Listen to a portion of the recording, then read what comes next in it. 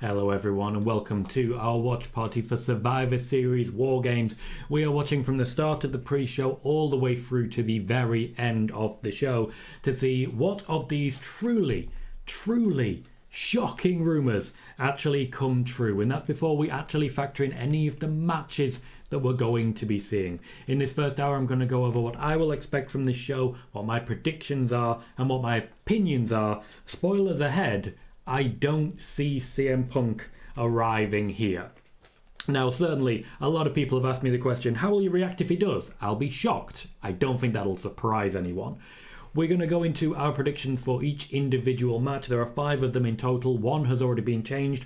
1 is rumoured to be an incoming change as well, because now there's rumours that Randy Orton won't actually be in the match.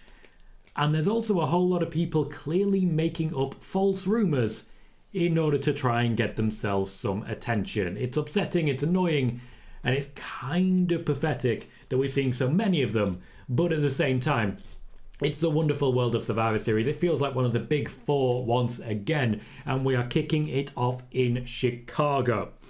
We've got a few people already in the chat. Daniel Berry said hi, Cy, Clarity Milton, Brad, Becca, Eric already saying hi. I also want to say hi to Thomas Phipps, says looking very much forward to this show. Aled says hey. Justin Check says War Games. And Mr. Stumble says, is it CM Punk will bury Randy Orton tonight? I don't think anyone is getting buried tonight. Chrome says tonight marks the return of the GOAT Damian Mizdow. What a rumour, what a rumour. And Leon says, hi Tom, welcome Leon. I am liking that we've gone to our kickoff panel and they're all wrapped up warm. James says sources say that the flies on Triple H's wall saw CM Punk drink a Pepsi, so he's a 100% returning. There's going to be a lot of poking fun at this one, I promise you that. There's also what looks like a Muppet worm in the crowd right now in the pre-show. That's weird. Ashley Wigby says hi, welcome Ashley. And Marcel says hi Tom and chat, welcome everybody. Mr. Stumble says, is it true Danny Miller, who is CM Punk's trained wrestler, will debut in a house match tonight? There's going to be a lot of this, guys. I've reported everything that I possibly can on CM Punk. The fact that he was fired, the fact that he was trying to engineer a situation whereby the WWE wanted him back, and the fact that the WWE have been actively using his name in order to shift further interest onto Survivor Series. Certainly, that interest is very much there when you consider that for my last few shows, all I've been able to do is talk about CM Punk. PW Insider have confirmed that the main event will be the men's Wargames match. This is what I've already been predicting, so no surprises to regular viewers there. Adrian says it will be a funny night. Crum says a worm is in the crowd. Didn't know Ryback was in attendance. James says a black and red and blue in the background, hinting at Punk's Pepsi tattoo. Alex says the kickoff show just started and the CM Punk chant already started. It's Chicago, that's what they do. Malduk says hi Tom, how are you doing? Very well, thank you. Welcome to the show. Thomas says that was definitely a nod to CM Punk with them saying Chicago, best in the world. They know what they're doing. They know what they're doing. Eric says, Tom, why is the women's advantage being a vote rather than an actual match? Because they ran out of time for an actual match. Malduk says, could there be a cash-in as long as there is a briefcase? Yes, there can. And Adrian says, Rock 2021, Sasha 2022, Pepsi Phil 2023. We also have a few people watching via Twitch. Wiggly is here saying hello and many, many yos. Says, as per my theory earlier, CM Punk is in Chicago tonight. He's actually from Chicago, so hence he is in Chicago. I also posted that on Twitter yesterday. Yes, Wiggly, we'll see if there's any trolls today. Hopefully not. If there is, we'll have to ban them. The trolling question, as over the course of yesterday's YouTube and today on Twitter, has probably sent me about 100 messages within a 24-hour period. It's just kind of boring, you know? It's just kind of boring. Sean says they just showed the War Games first. Does that mean it's the main event? No. Typically, the last hype package will be the main event. The first hype package we're getting is the Women's War Games, which I believe will open the show. Wrestling at the Movie says give it 12 months and people will be expecting CM Punk in TNA or MLW when it all goes tits up. Certainly I think there is a huge risk when it comes to the wonderful world of CM Punk. I've said flight risk before and I maintain it. Chrome says still hoping Grayson Waller comes out to Cult of Personality tonight. I don't think that's out of the realms of possibility, if not for the fact that Grayson Waller isn't booked to actually be on the show. Thomas says, you're welcome again for that tweet. Tip of the hat to you, sir. Tip of the hat to you. Megan says, boo, I'm over here tonight. Is there a problem with Twitch, Megan? Although I'm absolutely making no complaint. The more on YouTube, the better. Wiggly says, on a serious note, Tom, that's not trolling, that's downright harassment. Honestly, you should report the clown. I could, but that would mean actually reporting on both here on YouTube, where there isn't actually a report function. And, of course, good old-fashioned Twitter, which is now run by Elon Musk, and you can't really report for harassment anymore. James says, and I'm supposed to say sarcastically, I heard Punk is relinquishing, so Punk can go straight to facing Roman. What I am enjoying is that there is a lot of hype around the idea right now of Damian Priest cashing in successfully his Money in the Bank briefcase in the middle of Wargames. I'd like that. I'd very much like that. Tony says, good evening from America. Good evening, Tony. Nice to see you, mate. Jonathan Rodriguez says, best in the world reference already, and it's only the pre-show. They're not going to stop, guys. They're not going to stop. I mean, what if he's there? Guys, what if he's there? What if CM Punk is in Chicago tonight at WWE? Yes, Brad, I have blocked them. I thought long and hard about it. They're undoubtedly going to be posting it and saying, I win because you blocked me. I don't care. You're not important enough to actually factor into my life. Sean says, an account claiming to be BWE. I said claiming to be. Said Randy isn't cleared tonight. Not going to believe it. I'm confused as to why they would announce him as returning and then not have him return. Megan says, just felt like it was a new YouTube night. Fair enough, Megan. Welcome to the show. Nice to see you. Wiggly says, you can report to the police if they are being threatening, but yeah, stay safe, Tom. Threatening, not so much. Accusatory and insulting, certainly. Grom says, the best in the world is here. Shane O'Mac is back. That would be fun. James suggests CM Punk might be in the front row. Megan says that could actually be quite fun if Priest did do that. There is 2 rings after all, especially if they are the first 2 in. Would be funny. Khalid says, Tom, mate, I hear voices in my head. They talk to me already. Alice says, I don't think this will happen, but if Punk is somehow in the crowd, do you think they'll show him? I may have already discussed the possibility of if Punk is in the crowd. Andy Barr says, hello, Tom and chat. Welcome, Andy Barr. Nice to see you, mate. And Wiggly says, the best in the world is here. Asuka. Also, they say they serve Pepsi in the arena. I would be surprised if they did not take advantage of certain things which will get fans talking. One of the easiest ways to get fans talking is to give them something to talk about. What better way to do that than to just keep making them think about CM Punk?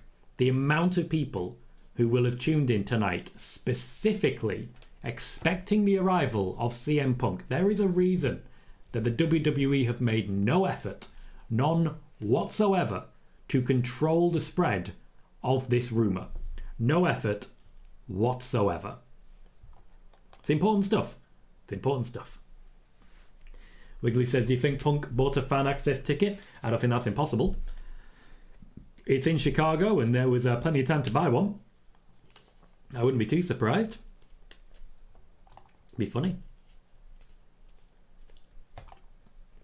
James says, if Priest cashed in during the match, wouldn't it make it a fatal 10-way? That would certainly set the cat amongst the pigeons. I'd really quite enjoy that. Khalid is excited to see Randy Orton's entrance tonight. He's very hyped for it. Eric says, I feel like 1-to-1 babyface team wins, and I feel like this is my must-win for Damage Control, unless you want to rush the whole Bayley getting kicked out. Personally, I do think Damage Control will be picking up the win on this one. Wiggly says, I met lots of superstars at Clash on a fan access ticket. Had a great football chat with Drew McIntyre, so CM Punk might be having. Wrestling at the Movie says, if CM Punk has the AEW title with him and bins it like Medusa did, will Tony Khan cry a bucket or just foul his britches? He won't do either of those things. Chrome says, if CM Punk returns, fine. If he doesn't, whatever. I won't let it ruin my night like others will. And there are plenty of people who've been in this chat and plenty of people on Twitter who will attempt to basically say anyone who thought it wasn't going to happen, how dare they lie? Also, just to be clear, said troll, I read the screenshots they sent me. They were saying Punk is 100%. The screenshots in question, which were from one source, not more than one, said 97% and later reduced to 80%. Wonder what it is now.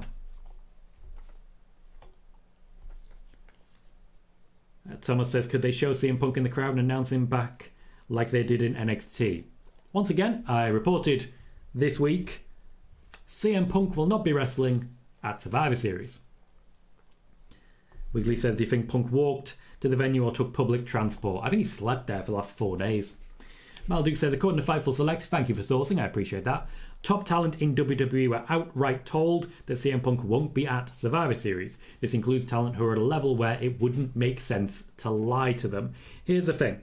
If CM Punk does arrive, and people are calling me a fraud for saying that I don't think he'll be there, they're also calling every major wrestling journalist a fraud as well, because after I first reported it, plenty of other people have agreed.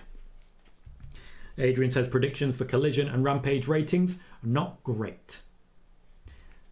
Andrew says can't wait for Survivor Series Wargames, going to be epic. I know WWE denied the rumours of Punk return, but with those references continuing, it will be interesting. To be clear, WWE have not denied the rumours of CM Punk's return. WWE have done nothing to control the spread of rumours of CM Punk returning.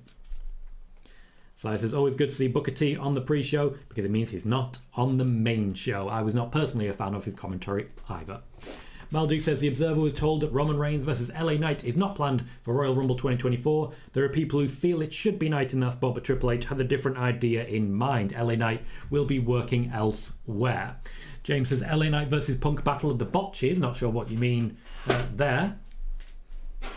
Wiggly says, Punk is 100%. I want proof. I got 100% on one of my university assignments and happy to share proof. Where is the troll's proof? The troll's proof was screenshots of a conversation with no name and no indication. And even then, the screenshots in question claimed that CM Punk was 1, 97% likely, and 2, 80% likely. Rapidly reducing, isn't it? Patrick says, Randy Orton getting replaced by LA Knight. There is no reason that I've seen to believe that. Patrick, can you source that rumour, please? Wiggly says, if Punk turns up in a personal capacity, I'm not sure whether that's sad or desperate. To be clear, he might just want to watch good wrestling. Chrome says, I hear voices in my head. They say, let me talk to you. Wiggly says, I know former players and managers return to their former clubs, but this isn't that kind of situation. Again, he might just enjoy the wrestling. Malduke says, Wrestling Observer Dave Meltzer says the Young Bucks will be repackaged as heels with major impact after taking some time off. Colt Cabana has been mentioned as being part of their heel group. They're doing themselves some favours right now. Darren, with no indication of what the source is, says Punk's in the building, source is indicated. Again, we source our information here. We are the most well-informed chat in wrestling because we actually say where our information comes from. Aled says, I'm surprised they're letting Punk signs appear on screen. I mean, they're hype. Under Triple H, they made a point of not removing things such as, for example, AEW t-shirts either. Wiggly says, Inside the Ropes was suggesting Sasha returning. Why would she? There doesn't seem to be much sense to that as a concept just yet. Thomas says, this does seem very similar to when Cody came back, as when WWE didn't say anything but kept on hinting at it. They didn't necessarily continually hint at it, and it took a long time to get there. Also, most wrestling journalists agreed, including myself, that Cody Rhodes was going to be returning to the WWE. For more on Cody Rhodes, by the way, I will be releasing WTF Wrestling tomorrow with a focus on the great defector, Cody Rhodes. Megan says it's 1 degree in Chicago and snow is forecast, so naturally WWE has their pre-show set up outside. No wonder they're wrapped up warm. 23 Fresh says CM Punk should return with the ECW Championship. Why not? That would be quite fun. And Crumb says there's some kind of poster going around that shows LA Knight standing beside Team Cody. Not a source. Not a source. Danny says Booker T looks frozen on the pre-show. Can't blame him. Eric says, sourced by Ringside News. Thank you for sourcing. Liv Morgan might return tonight. Anything might happen tonight. Alex says Mercedes and Bayley have been playing the fans for like 2 days. They haven't. What they've been doing is getting on with their lives and spending time together because they're friends. There's no actual correlation there.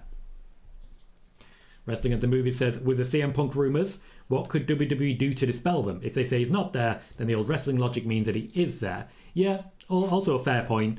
I still remember when Edge was returning, he said, no, I'm not, and no, I'm not, and then he did. The scamp. Rhea says, hey Tom, hope you're doing well this time of night. It is 15 minutes past midnight. We have 45 minutes left of pre-show, and then we are getting into the main show of a 3-hour Survivor Series Wargames. We have 5 matches on the card, starting with the Women's Wargames match. My prediction is a win for Damage Control, though I do think we will continue the build to the breakup, where Bayley will go her own way. Go her own way, so you can find another lonely day. The lonely day. So yes, I don't think the breakup will happen just yet, but I do think Bayley will not be involved in the finish. Shotzi, I think, will end up losing out with the pin, though Becky and Charlotte clearly not getting on just yet. What do other people have? What do all of you have for the Women's Wargames match? Who do you think will win? The faces, that being Becky Lynch, Charlotte Flair, Shotzi, Bianca Belair, and... nope, that's it, just 4 of them. Or the heels of Damage Control, Bayley, Kairi Sane, Io Sky, and Asuka. Who do you have winning that one? We're also currently sitting at 35 viewers and only the 16 likes. 4 more gets us to 20. If you can, please do consider hitting that like button and tell me who you have winning that match. James says, Judgment Day, attack Randy backstage. Team Cody goes into the crowd and picks CM Punk as a 5th member to replace Randy. Why would they announce Randy Orton and then not have him come back? The fact is, it was a potentially career-ending injury, and this is just deceitful. Alex says, I kind of hope there's a Pepsi in the commentary table. I'd love it. Not gonna lie, I'd love it. So I says, thinking about it, guys, it suits WWE to have people talking about Punk. They have a show to sell. If they outright say it's not happening, that crowd will lose interest. Much like they would also lose a bit of interest if they outright said it is happening. I've got a whole video on this, guys, and I suggest you check it out if you haven't already, as regards the WWE using the name of CM Punk to drum up interest. Chrome says, Liverpool ruined my day. Made mine. Marcel says, I think Randy comes into the match last and gives Jay an RKO and then leaves. I think there will be an RKO for Jey Uso, and I think the crowd will pop for it. Khalid says, Tom, I'm glad to always be here and support your channel. Keep up the news you tell us. I absolutely will do. It's one of those where, like, I had a troll saying, oh, you're reporting this about CM Punk. No, I've reported everything I can about CM Punk, and now I'm sharing my opinion. He ain't coming back. If my opinion turns out to be incorrect, then that's completely different to you're a fraud, which is what the accusation was. You guys know, and I can see plenty of people already mentioning it in the chat, I do have plentiful history with my news. I've earned your attendance here. I've earned it. I haven't just said one thing and then gone into other people's chats and said, hi, I know everything, you should follow me instead. That's desperate. Malduk gives us a report. Thank you, Malduk, for this. Very nice. So according to PW Insiders, as regards McIntyre's new contract, the two sides haven't entered into deep discussions about a new deal, as WWE believes there's a lot of time to still negotiate. I previously reported this one myself. It's quite nice for the confirmation from PW Insider. Aled has Damage Control for the win. Justin has Damage Control as well. Jack believes that Damage Control will pick up the win. Malduk has the heels winning. Khalid wants thinks Damage Control all the way. Justin Check is talking about a different match. Marcel says Team Damage Control. Thomas says Damage Control as well. Chrome gives me all of the predictions. Believes Damage Control will be picking up the win. Sai says I have Damage Control winning. They finally have some traction. I'm here for it. That's the match I'm most up for. Riyadh says RKO, the like button. That is a phrase and half, and I kind of like it. Santos Escobar is being interviewed backstage. Apparently he's got an owie on his shoulder as well. Everybody rocking the owies. Brad has Damage Control. Adrian has Damage Control. Chrome just says Tom is the head of the table. So I says, I've seen those messages to Tom. The source was basically a man sent me a link. Priceless. Having seen the images, it's not even a link. It's just basically someone saying, yeah, it's happening. Martin says, hi mate, just wanted to say hi. Back at 1 a.m. PS, you get my pic I sent of the bakery van outside. All state, no shame. Yeah, I saw that. I enjoyed it. There is a lot of full-on clickbait happening at the moment. People who are basically staking their reputation on CM Punk will definitely be there. And if he's not, they're in trouble. If he is, benefit to them. But they have a lot more work to do in order to prove themselves credible, especially after a toss-up like this one. Sean says, Cora posted a photo of her when she was younger with CM Punk on a Twitter and Instagram story, then immediately deleted them. Do you think WWE told her to delete the photos? Not impossible. Anything could have happened, really. Megan says, of course you don't know everything I do. Well, you are our stat queen, Megan. Malduk says, how did your Punk Chicago post-Saturday go? Went pretty well. Went pretty well. Let's in fact find out how well it went. Let's bring it up. I've got it up here somewhere. 7 notifications already. Lovely to see. Oh, thank you, Andrew Quinn, if you already joined us. Thank you, Noob, as well. Let's see how that posted. We'll even do a bit of a retweet for it. We've had 1,000 views already on the announcement. Always good to see. Always good to see. And hopefully still going. Let's see. 6.1 thousand views on the CM Punk link. 6.1 thousand views. Overall, pretty happy with that. Pretty happy with that. You might suggest I'm a happy boy with everything we've been doing so far. Khalid says, don't listen to the trolls, mate. They're so annoying. Even when you said Bray Wyatt was returning, you were absolutely right. I do take pride in the fact that I was able to report ahead of time that he had signed a new deal. That was one area where I was well ahead of the curve. Jaden says, hey Tom. Hello Jaden, nice to see you, mate. Riyadh says, Tom is the table, one whole table, and everything is on the table. Justin says, look in my eyes. CM Punk 100% confirmed. We're all hearing him, aren't we?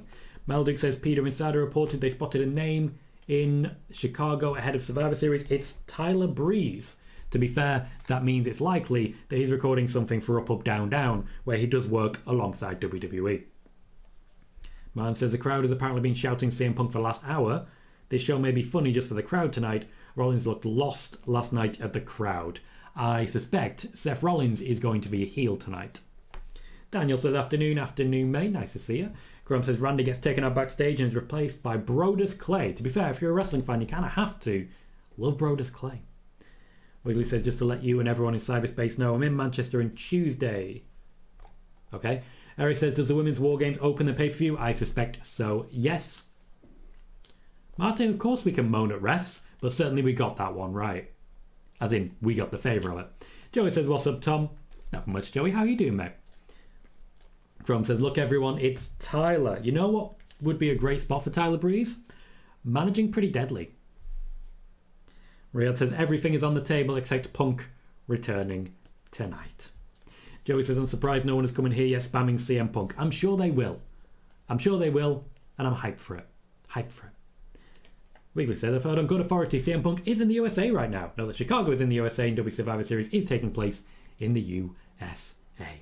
Joey says, Dragon Lee and Santos might steal the night. I think it's a huge opportunity for both men to really show what they're all about. Santos, in particular, has not had many chances yet. This is a big one. Let's get to that, Joey. I appreciate that you've just given me that prompt.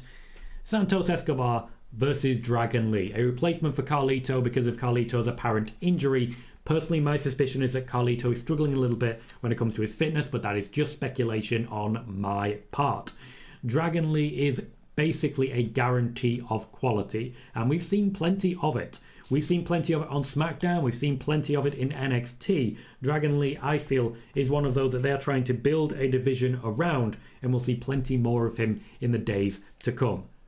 I don't know how this match is going to end, because I don't think anybody comes out of it smelling of roses. With this in mind, I suspect this is a DQ win for Dragon Lee when somebody interferes on Santos Escobar's behalf. A DQ win for Dragon Lee when somebody interferes on Santos Escobar's behalf. What I will say is I feel sorry for the people who gambled on Carlito winning and then lost their money because the match was changed. What do you think is going to be the end result between Dragon Lee and Santos Escobar? I can see plenty of people giving their prediction in the chat already. Please join their voices and let me hear you. Fine having a CM Punk champ. Thomas thinks Santos will be the winner. Wiggly says, legit point, if CM Punk did decide to turn up in a personal capacity, which I don't think will happen, WWE have two options, either ask him to leave or invite him backstage in his capacity as a former WWE employee, champion, etc. There's also a third option, neither of those things. Let him watch the show. You know what will happen there is that people will basically take pictures with CM Punk and post them onto social media, at which point, guess who starts buying Peacock? CM Punk fans. Brad has Santos Escobar picking up the win. Sai says, I actually think Rhea Ripley and Zoey Stark could be a sleeper based on nothing at all. To be fair, they are both very strong physical contenders, and I do feel they can have a nice hoss match. Joey says, I'm going with Santos. I don't see him losing his first big PLE match. Wiggly says, allowing him to just sit there and be present won't work in any capacity, be that the crowd chants and simply him being there being a distraction. Disagree. I disagree. Red says, Tom, do you know why Orton didn't show up when Cody announced that he was on their Wargames team? I don't. I genuinely don't. Chaz says, we're really thinking Mercedes might be there? No. If they re-sign her number 30 of the Rumble makes more sense, doesn't it? Maybe not. I don't know. No. The post that I put on Twitter was essentially stating these are trending rumours. I have no expectation that Sasha Banks will be at Survivor Series tonight. No expectation at all. There are plenty of people who seem to think that we'll see Sasha Banks, LA Knight, Nakamura, CM Punk. People are asking for the stars here and forgetting about the fact that TV shows are the new pay-per-views. Grant says, new group idea, the Lee Free, Wesley, Dragon Lee, Keith Lee. I'm sure we can find plenty more Lees in the build-up to it. Martin says, Vega heel turn. I'm not going to go that far personally. Adrian says, the Meltzer report about Lotharios, Joey saying Humberto and Angel Garza. I mean, I'm not saying not. Justin says Santos, Joey saying Humberto. Chrome says Santos. Khalid says Santos for the win. Adrian says CM Santos. Jack has Santos Escobar also. Joey says, imagine if Punk shows up in the crowd like Enzo did before. I mean, he could still get a ticket. Stranger things have happened, but I'd imagine there would already be pictures of him circulating if that was indeed the case. Wrestling at the Movie says, I don't watch much wrestling these days due to working overtime and real life, but when did they do away with the traditional Survivor Series matches in favour of the War Games match? A year ago. A year ago they made the switch from brand versus brand under Triple H to War Games. Khalid says, do you see Sheamus returning at the Royal Rumble? I have no idea. Genuinely have no idea when it comes to that. Wiggly says, just FYI, I'm floating between streams, got some admin work to do, so might not be there the whole time. That's fair enough, mate. Enjoy. Adrian says, Mercedes has a deal with Bushi Road. Mercedes has quite a few deals on the table.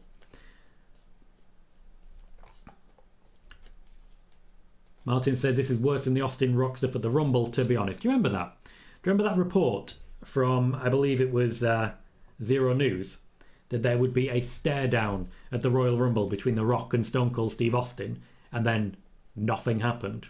Funny. That's an interesting name there. Says CM Punk is replacing Randy Orton, I think, because there is a news that only 9 superstars are preparing for War Games. What do you mean? What news is that, and what's your source, okay? If you can tell me what the source is, we can start responding to that rumour. Chrome says, breaking, CM Punk spotted at McDonald's. Upon being asked about a WWE return, he responded, I just want a burger, dude. Joey says, are we going to see a Mindy's Bakery cameo tonight? I mean, there's already pictures out there. We live in a funny old world.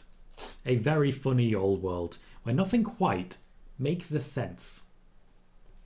Nothing quite makes the sense.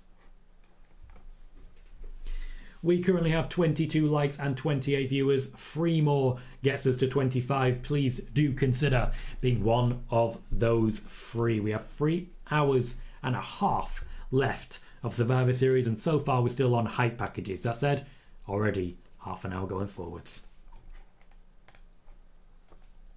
Riyadh says, Zero News has 0 credible news. Shocker. John Gillis says, BWE is ruining wrestling for us. Haven't they been proven wrong quite a lot recently? Certainly when it comes to the whole Velveteen Dream thing, that was absolutely false. Alex says, the 9 people warming up for War Games post was from BWE. Thank you, Ellen. Appreciate that source. Yeah, you did, Martin, you did.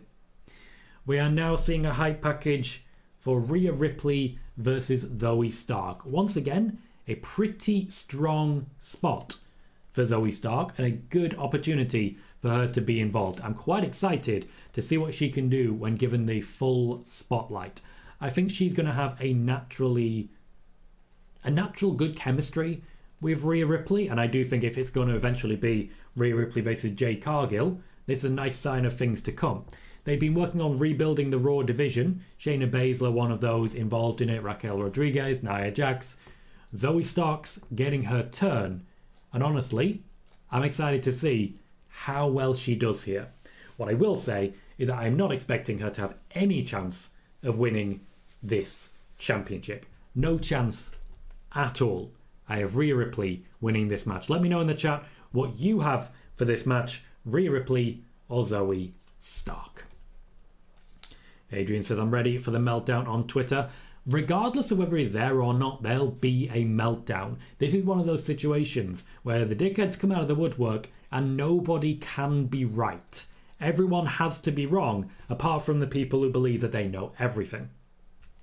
Alex says, Fightful did say there were no talks, then said yesterday there have been talks. Yep. They rumoured, and then rumour killed, and then rumoured killed their own rumour killer. Let's not forget Fightful also seriously disputed the idea of CM Punk speaking to board members, as did I, and then said he was talking to a WWE higher up. What exactly is a WWE higher up, and in what capacity? Chrome says, Zero News is just a Roman fanboy that predicts Roman wins matches, unsurprisingly. Well, except for when he was against Drew McIntyre. Red says, Tom, what's your favourite WWE theme song? Mine is The Brood. Might well be Asuka's. Historically, it's been Asuka's. We have an extra person joining the pre-show panel. We have not gone inside the arena much as of yet. There is a bit of a lazy CM Punk chant happening.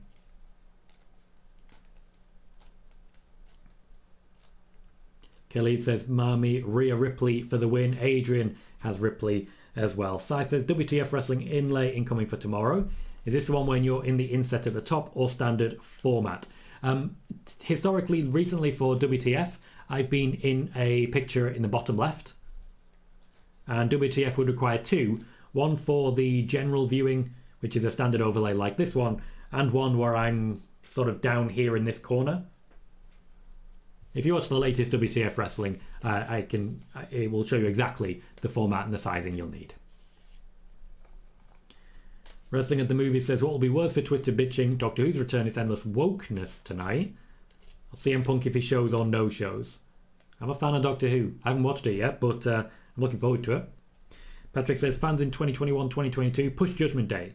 Fans in 2023 were tired of the Judgment Day. Typical fans. Yeah. They don't seem to recognise how this works. You want someone pushed, they get pushed, you hate them. I'm still waiting for people to turn on LA Knight. I think the moment will come. Malduke says, WWE Insider, BWE. Are they an insider? Because they don't give you a name or an image. Or much trustworthy news. Recently fielded questions on social media X Twitter regarding the match times for Dragon Lee and Santos Escobar's bout. 15-20 minute duration. So exactly the same as the usual half-hour block format that Triple H uses. Well, thank you for bringing that in, Malduke. We'll remember. No worries, Si. It's not a hijack, don't you worry. Of course, we are currently rocking a brand new overlay from Si, the Survivor Series Wargames watch along. Put a lot of focus into the women's match, and I absolutely cannot blame him. It is a work of art, and I'm just very much enjoying the red and blue colours. Even though we're no longer brand versus brand, maintaining the red and blue colours, I've quite enjoyed. Joey says the pre-show live stream is just everyone spamming CM Punk. Not really a surprise. Not really a surprise for me. Khalid says, can't believe Cody Rhodes and Drew McIntyre followed me on Twitter. I mean, well done, mate. Chrome says, CM Sandow incoming. Patrick says, Rhea Ripley should win. Chrome said, isn't BWE a troll account? I believe BWE and Zero News have both said they will not be reporting news going forwards. You wouldn't know it based on their Twitter accounts today. Martin says a little behind the scenes stuff, Sai and Tom love it. Sai creates, all of my overlays, and some of them are absolutely gorgeous. And yeah, a little behind the scenes stuff. Sai knows how to do things very, very quickly and very, very well, and it's a distinctive style that I'm very, very happy with. So I trust a man to make art. Joey says it's not even a report, all PLE matches go that long. Unless it's a squash, which I almost wish it is now, just for the sake of proving them wrong. Ross says, morning UK, evening America, hello to everyone else anywhere. Welcome Ross, nice to see you mate. Good to see you. We still have 25 minutes until the show goes live. We currently have 35 viewers and 26 likes. 4 more get us up to 30. I do want to say a big thank you to everyone who joined us for our shows yesterday, that being the spoiler warning show and indeed, in addition, the SmackDown watch party. We reached a new record, a new record when it comes to subscribers of 5,402 over the course of this show for the last half hour. We've now reached a new record of 5,404. And in addition to that, if this is your first time watching and you'd like more watch parties like it, be sure to hit subscribe and ring the notification bell to get more videos like WTF Wrestling and the incoming, impending PLE Wednesdays. Please do check them out. Also, a little bit of love as regards my recent short, which I've literally just left to do its work, is getting about 250, 300 views every single day. And it is literally just CM Punk is not returning at Survivor Series.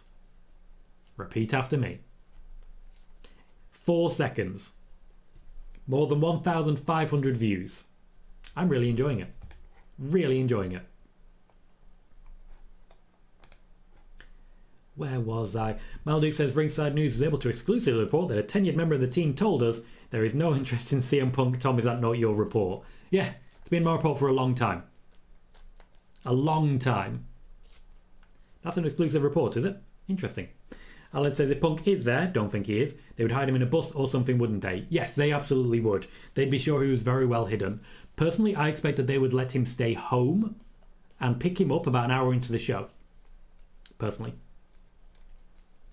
Khalid says, can't wait. People going through a table tonight at Wargames. More than just one. Chrome says, Omos joining Team Cody will be a bigger moment than Hogan joining the NWO. Jane says, congratulations with 5k subscribers. Last time I was here, you had like 2.6. Indeed, we've had a bit of a blow up. A little bit of that was due to experimentation with Facebook advertising, but let's not forget also that we did have a video, particularly the one on CM Punk, using the wrestling media to generate interest in his return to WWE. Let's not forget that that had 67,000 views. A new record for me. Bayley says there was a huge spike in subscribers a few months ago. Do you see that happening again? Honestly, no, because here's the thing.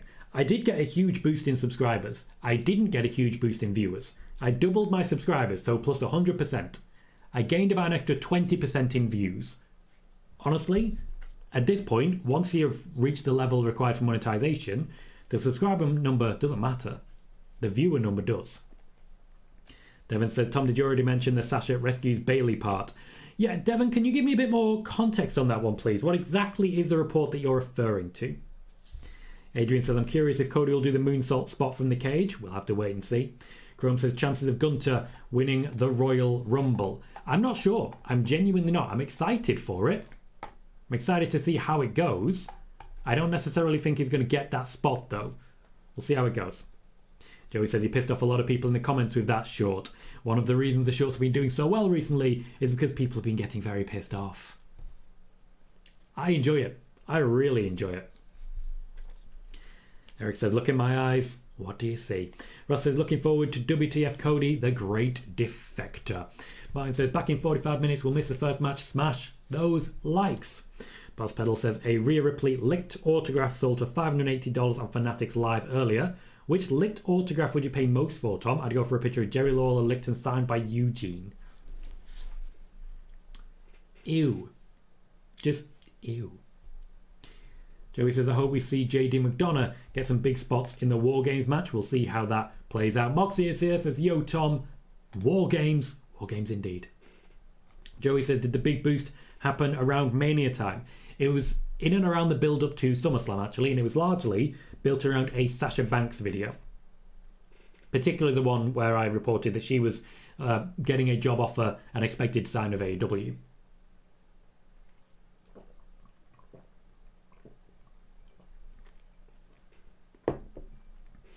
Alan says the Punk rumours are just going to go on to the Rumble after tonight. Yep, if he's not there, they will just keep talking about him. They're persistent. Patrick says, fans, we want Rhea Ripley champion. Also fans, Rhea Ripley's terrible champion because she barely defends her title. Adrian says, it's funny. Now, what I've realised, and what most of you are aware of, is that quite a few months back, I said, the best way to grow now on social media is trolls. Genuinely, trolls are a wonderful thing nowadays to boost the growth of the channel because of a number of reasons. X, formerly known as Twitter, is now obsessed with replies and anyone who can spending more than 2 minutes on your tweets. More than 2 minutes and you get basically... So every tweet has a score. Every view gets you 1 point. The higher the score, the more likely it will be on the For You page, and the more likely it will be advertised. Same as YouTube. Now, in addition to one view being one like, you also get multipliers. So, for example, if one viewer looks at your tweet for longer than 2 minutes, that is not worth 1 point. That is worth 75 points. You've also still got that view, so that's 76 points. If you get a like as well, that boosts it up even higher, 86 points, as an example. Trolls genuinely help, particularly if they're conversing. So if I post something and one of you guys replies to it, I'll try and give you a reply. Not only do I want to talk to you guys, but that's feeding the algorithm. And that's what helps us grow. That's just on Twitter. Let's talk about YouTube because it's very much the same. There are 3 main metrics that determine how much YouTube will advertise your show. One is SEO, so if there's very little competition, your show will get more advertising. 2 is likes, so just good old-fashioned engagement. Right now we have 28 likes. If we get 2 more to go up to 30, I will see the view count increase. That will happen. There's 1 more, that's called chat rate. The more people are engaged with your live content, the more people are chatting, the more people are talking, the faster YouTube will generate more viewers for your channel.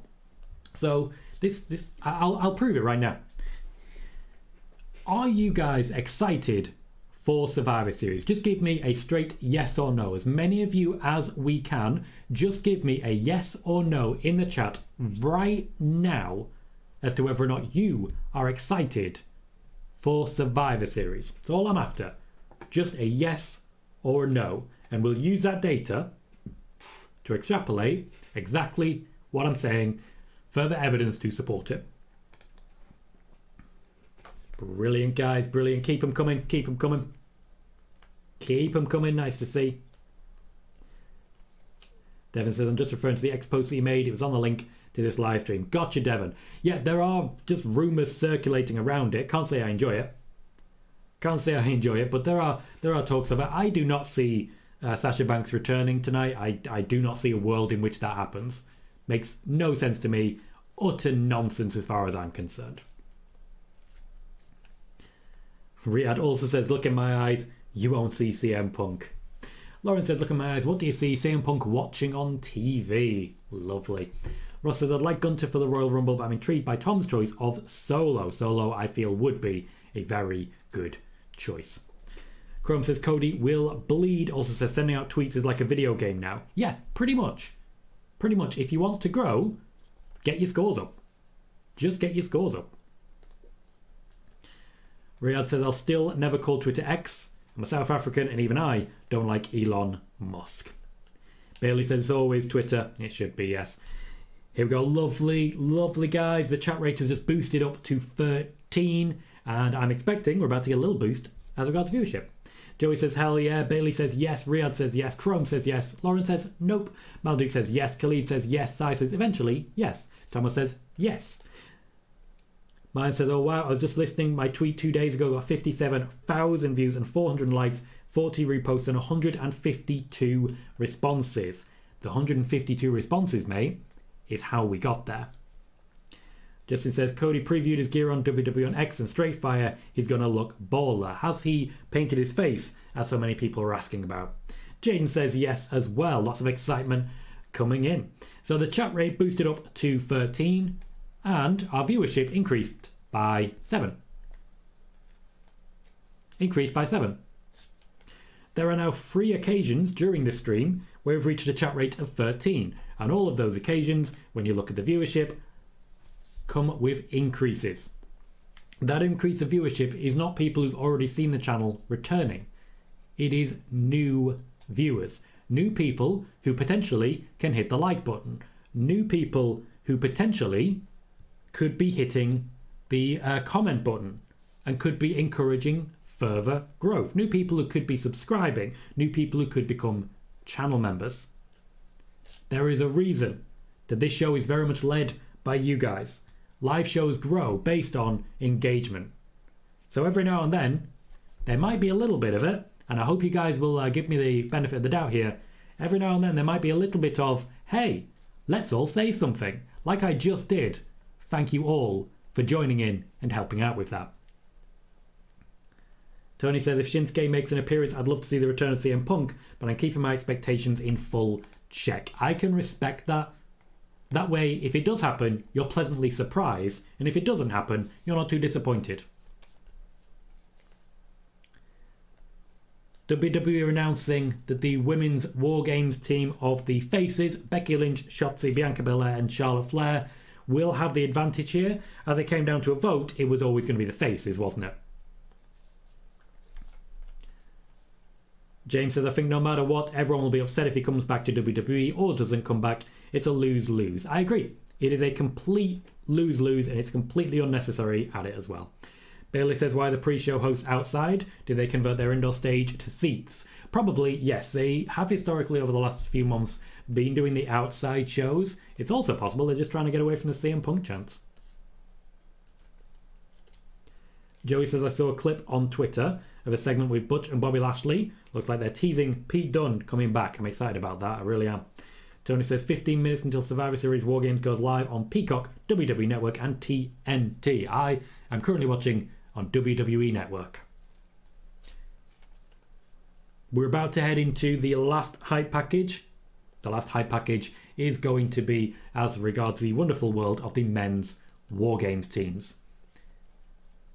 Meanwhile, they're eating potato chips with microphones on.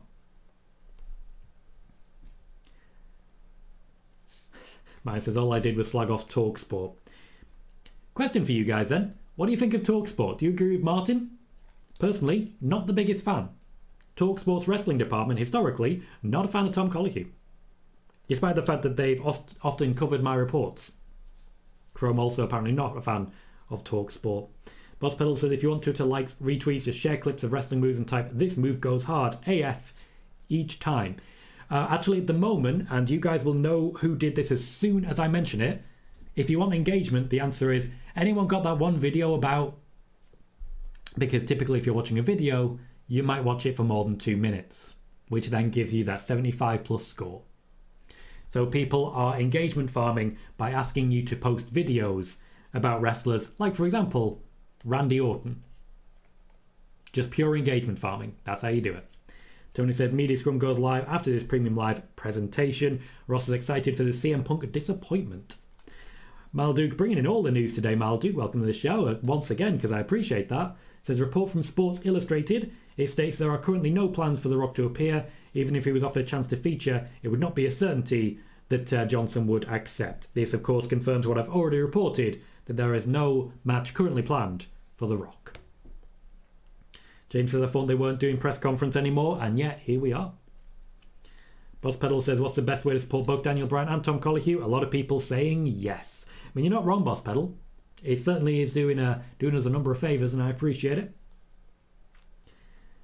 Eric says, shocker, Team Bianca team got the advantage. Sean on the Twitch side also says, Bianca team got the advantage. Do you think Becky entered last in Wargames? Not sure on this one. Not sure, though I do think they historically do save Becky till last.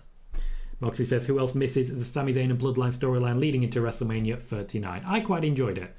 I really did quite enjoy it. Appreciate that Malduk does clarify, as regards The Rock, it's in relation to WrestleMania 40. Size says, Talksport can get in the sea.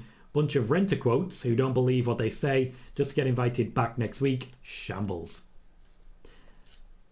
Riyadh says, Tom, did you see people saying Punk being pictured in Chicago is proof of him coming back? Like, WTF, he's from Chicago. Yeah, a lot of people getting really excited by that as a concept. Chrome says, easiest like reply farm on Twitter is sending out the usual bald Randy Orton was a menace. Yeah, it's not difficult to work out how the engagement farmers do it. And hey, if you want to be an engagement farmer, you know what to do. It would certainly be a way to help grow the channel and stuff, to engagement farm a little bit, so I might have to dive into it. But really, all I need to do is have a few trolls backing me. A few people who hate me, and I'll go far. Alan says, Stephanie McMahon backstage per Fightful. Joey also brings in the same report saying, according to Fightful, Stephanie McMahon is backstage tonight. Wonder why? Maybe it's because they're bringing back the best in the world, Shane McMahon. And she just wanted to be there to support. Thank you guys for sourcing as well. Patrick says, would Rhea Ripley turn face if she turns on Judgment Day? I think fans like her and are chanting Mami. So there are two Rhea Ripleys, Patrick. There is Rhea Ripley, the women's champion, who is a face. And there is Rhea Ripley, the member of Judgment Day, who's a heel. There are genuinely two separate Rhea Ripleys. Aled says Triple H is going to have fun with Punk questions in the press conference. Well, if he's there, the questions will be very easy to handle. If he's not there, the questions will be very easy to handle. I'd imagine he has a lot of lines basically saying don't believe everything you read on the internet. Especially funny considering wrestling journalism almost entirely has stated that CM Punk will not be there. 456 says hello to all and Tom. Let's have a good night of wrestling. Welcome 456. Nice to see you, mate. Chrome thinks Stephanie McMahon will be joining Damage Control tonight, which I love as an idea. Boss Pedal says they're eating Ruffles potato chips on the pre-show. The chips Ryback went viral for eating in a gif. Are Ruffles coincidence? Yes. Well played, Boss Pedal. I like what you did there. Kelly says if Cody Rhodes wears face paint tonight, it would be awesome to see. Crystal Clare says since Team Bianca Belair has the advantage, Damage Control is definitely winning. I do believe that Damage Control will be picking up the win when it comes to the War Games match. We're currently in the midst of the hype package for what will be our main event, the Men's War Games match. It will line up Cody Rhodes, Seth Rollins, Sami Zayn, Jey Uso and Randy Orton, Randall Keith against the team of Judgment Day, that being Finn Balor, Damian Priest, Dominik Mysterio and JD McDonagh, and Drew McIntyre. Drew McIntyre joining Judgment Day was reported here on the spoiler warning side of the Tom Colohue channel, as was the Drew McIntyre heel turn, the Drew McIntyre return, and the Drew McIntyre match with Gunther at SummerSlam.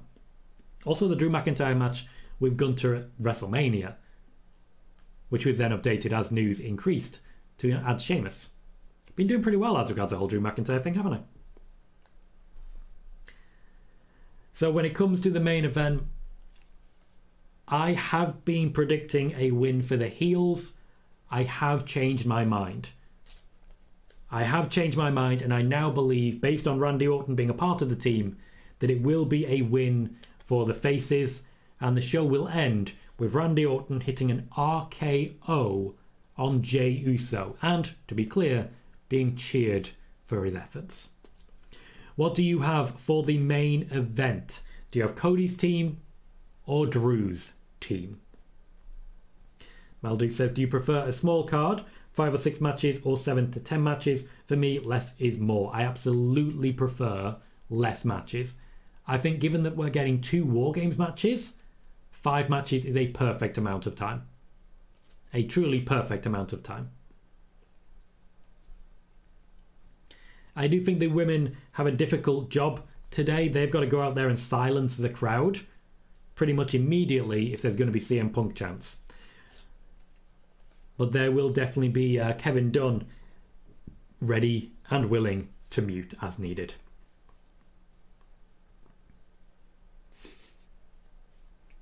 Interesting, Crow. Riyadh says, I'd love to see Randy turn heel and enter a program with Cody Rhodes. I'm confident that moment will come. I've been given regular updates as to the status of Randy Orton, and whenever I do, I keep hearing about a planned feud with Cody Rhodes because that's just something they both want to make happen. Bayley says, how does Rhea interfere in the men's war games? Because we know she will. I mean, there is a door. She can just walk into the cage. Aled says, if you would book Punk returning tonight, would you have him appear to start or end the show? I gotta be honest, I absolutely would not book him to make any appearances. If he was going to return tonight, I would have him in the crowd. He'd be shown on TV reacting to something else, and then he'd vanish again. Chrome has Team Nightmare. Malduk has the heels. Brad has Cody's team. Aled has Seth's team. Jack has Cody's team. Bayley thinks Judgment Day keeps winning. Chris has Team Cody. James has Dom's team. Thomas says Judgment Day. Khalid said if Jey Uso gets an RKO tonight, I'll still cheer for Randy Orton. You will not be the only one. Absolutely, Joey. I 100% agree with what you've said there. Khalid says Team Randy Orton wins. Blue says I wish there were 6 matches, but considering the length of their commercials, the show would probably be way too long. I think the biggest concern really is the length of the War Games matches. Plus, I mean, if you want a 6th match, certainly there's been plenty of talk of Nakamura turning up and having an open challenge. The thing is, guys, if Nakamura is calling out Punk, Punk turns up and destroys Nakamura, that's not a good sign to Okada, is it? Domis here says, what's up, Tom and chat? Don't forget to hit the like button. We have 4 words for you. Who will Randy RKO? Everyone, right? Everyone. He'll be RKOing everybody. Joey says, what if Ace Steel shows up? I think most people would not recognise him. James says, I wonder if we see Jade tonight. I don't think there's any reason to see Jade Cargill. Chrome says, will William Regal be able to scream War Games next year? He will indeed. And in fact, I suspect he might be waiting for his moment on that one. Riyadh says, Orton could RKO my grandmother and I'd still cheer him. You're not alone. Blue's still very excited for Nakamura and Ace Steel. Dom says, hope the CM Punk cheers don't overwhelm the actual event. Only thing about Chicago with these events that I don't like. They know they're coming. The fans know what's going to be happening. And we're just waiting for the moment to come. A few clips of Randy Orton, but nothing recent. Lady Sky is here as well, says, hey. Hello, Lady Sky. Nice to see you. Blue says, Tom, the Regal news might be the most important news you've ever reported. I know, right? I know. I take great pride in reporting about William Regal.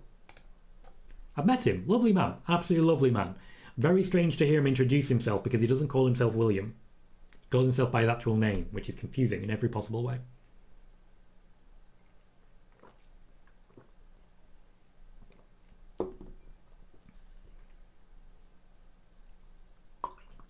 Our pre-show is coming to an end. There is still a worm. Maybe it's a cricket thing behind the pre-show panel. But there is, at this point, I believe, only the one person. Everybody's on the way in. Everybody's ready for action. Everybody wants some War Games. One last prediction to make. And I know you guys are going to like this one. I know you guys are going to like this one. The one that everyone has been talking about. My prediction is CM Punk will not be at Survivor Series. I reported previously that CM Punk is using the wrestling media to keep his name in the headlines and to create the impression that WWE want him involved. To my knowledge, reported previously, very little interest. Very little interest in CM Punk returning to WWE. What will or will not happen, we are going to find out tonight. But I'd love to know your prediction. Will CM Punk return to the WWE at Survivor Series? Lady Sky says, I'm excited for Randy Orton. Steve says, who gets RKO'd first? I'm going Dominik. But I think it also, to be honest, might be Rhea Ripley. Riyadh says William Regal should introduce himself as a real man's man. That was a wonderful attempt at a gimmick, which was awful. Barry Welcome says Dominik will say bro and dude to Randy. Randy will fall to his knees, sobbing as he remembers his friend, and Judgment Day will win, is my prediction. The WWE have just confirmed that the Women's Wargames match will open the show, as of course predicted by myself. Blue says Regal using his real name is a bit like talking to Triple H and calling him Hunter. Yeah, you just tend to say thanks. Andy Barr says I loved watching Finlay and Regal wrestling each other. They did go to war.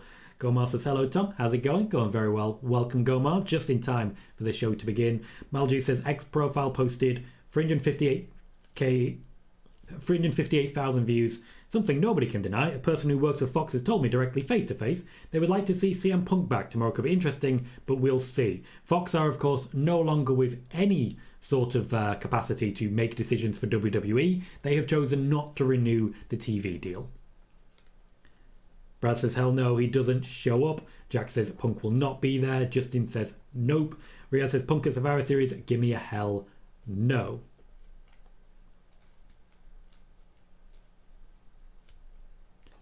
Malduk has brought in a source, Wrestle Votes, says CM Punk, I asked, I got back nothing definitive as it should be. If and when it happens, it should be super quiet. One source went on to say probably not. Thomas says I hope so, but probably not.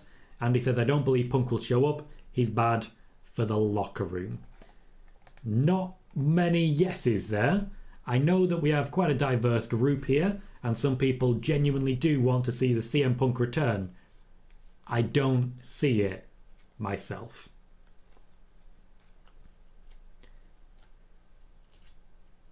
I do feel like they've absolutely nailed the theme song though. Just want to point that one out. Because as goes War Games, it's got war in the title. It's a hell of a theme. You even say Judgment and then you go to Judgment Day. It's so nicely done. War Pigs has given you everything you need. It is a bit of a transitional pay-per-view. We have Zoey Stark getting a chance. Santos Escobar and Dragon Lee both on pay-per-view for the first time as singles wrestlers. We have The Miz endorsing Gunther. We have Shotzi in the Women's War Games. We have JD McDonagh in the men's. There is a huge amount of opportunity tonight. A huge amount. And it comes down to who can take it and who can't. Who can take it? Who can't? Let's see how it goes. Malduk says no to Punk. Push the younger talent. Bayley says who does Asuka miss tonight? I'd imagine Bayley. Boss Pedal says if Punk does show up, it's okay. They've got Nia Jax on standby to make it look like an accident. Wow.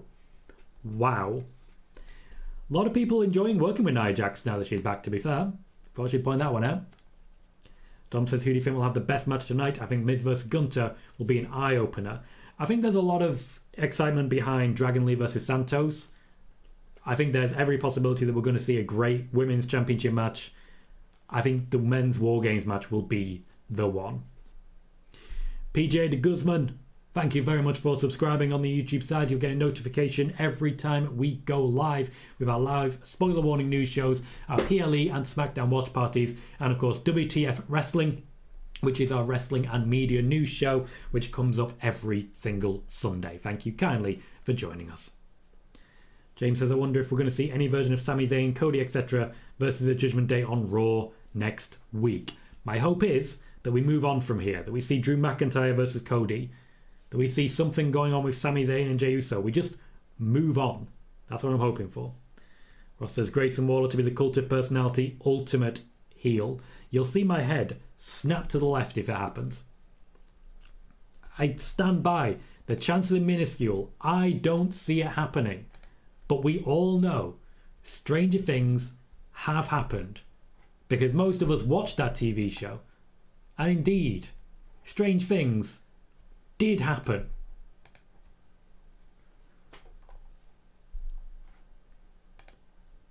More Ruffles chips on the desks. On the desks.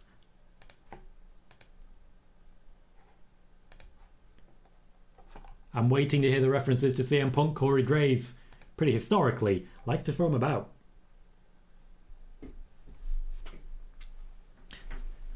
Let the games begin. The cages are lowering for our opening match, Women's Wargames. Malduk says, in the latest edition of the Wrestling Observer, Dave Meltzer said while WWE's denied Punk showing up, it could be a well-kept secret. Yeah, most wrestling journalists are saying the answer is no, but maybe. Also says, an interesting bit of timing, Living Colour released a remastered version of Cult of Personality on Friday. James says, it could be hilarious. Hornswoggle comes out to Cult of Personality. Worst could happen, Vince could come down for it. There is plenty of fire in play. Steve England saying, oh, there's fire too. There is. It looks amazing. Absolutely amazing. Quite enjoying it. One says, CM Punk was caught shopping at Target nearby Allstate Arena. He must be coming back. Yeah, so he wasn't. The picture in question was from August in the UK. In fact, if you click on the tweet at all, the person who took the picture is very open about it. Malduk says, showtime. Blue says they knew the first match was War Games. They could have had the cage in place already. Just saying. Triple H likes the showmanship. He likes the coming down.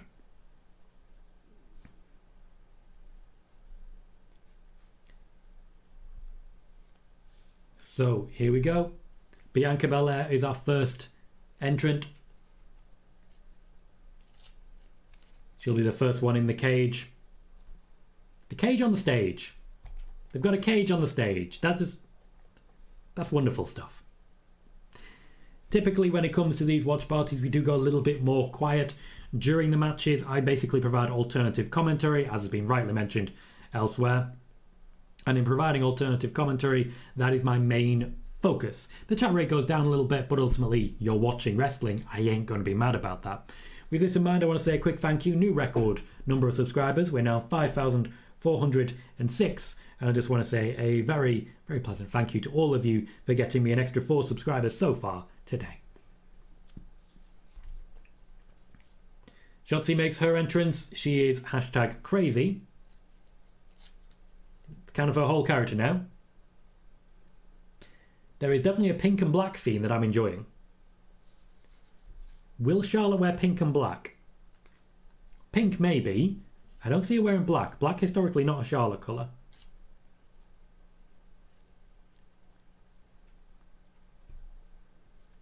Lots of pink. Yeah, more white than black, but there is some black in there. So she conformed, but not completely. Blue says those stage cages look too small for the men's teams, especially if there's a Randy Orton in one of them and a Damian Priest in one of them. But let's be fair, you'll only have 4 people in there at a time. James said they had Roman sitting in a chair in his cage, so there is plenty of space. Becky Lynch gets top billing even over Charlotte Flair. She is rocking the pink and black, though. Nope, she's rocking black and white. She's not rocking pink at all. Maybe there's something somewhere. So I pointed this out during yesterday's SmackDown watch party. Becky Lynch isn't one of them. She's going straight down to the ring. She's starting the match for her team. I do feel like there's an intentional separation between Becky Lynch and the women of SmackDown. It might be because of the separation of Raw and SmackDown. But there is an intentional separation happening. And I think it's very interesting to see. James says, I think Becky is the top female. She is. Top female in the company. Malduk says, inside the ropes. If CM Punk makes his WWE return at Survivor Series, we'll give away a package of signed wrestling goodies to one lucky winner. Yeah, whether or not that happens or not, they would be absolutely fine with it, I'm sure. I mean, they're running a competition, so. Steve says, Becky still can't trust Charlotte. Would you? A genuine question. Would you? Wants to say, Tom, why did people fall for Bayley's post? Mercedes money won't be there. AEW likely. AEW is indeed likely. To my knowledge, Mercedes money is not there. But hey, if it's going to happen, now's the time. James says, inside the ropes is 99% clickbait. Sean says, surprise, Becky is starting first. I thought it would be Bianca.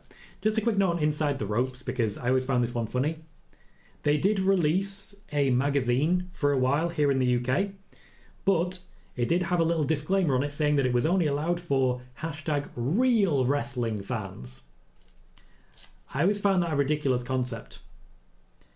People always break it out to be elitist and snobbish. Plenty of people over the last few days will be saying, you're not a real wrestling fan unless you think CM Punk's coming back, blah, blah, blah. It's just not very fun for anyone. Blue says, Becky loves to wear Joshi-inspired outfits. It's a very, very Manami Toyota feel. Not a name I'm familiar with. Blue says, the masks are cool. I agree. For Matic as well. Blue says, makes them look like a team unlike their opponents. Very fair. Malduke says, what do you think of Triple H's creative? I think he's doing a great job right now. And I'm really enjoying it. Steve says, no, Dakota Kai makes me think she runs in later. She may, or she may be keeping her distance because she can't physically get involved. Like, she actually can't physically get involved. Bayley is opening the match. No real surprise there. She's a sacrificial lamb. And she's starting with Becky Lynch, who she did pin on last night's SmackDown. With this in mind, I suspect Charlotte might be the next one in. And thus we have a free horsewoman moment. Then possibly Asuka, because in many ways she was key to that moment as well. And in fact is the one to dethrone. Bayley. After that it gets a bit more questionable. With this layout, I expect Shotzi might be the last one in on the face side. We'll see how it plays out.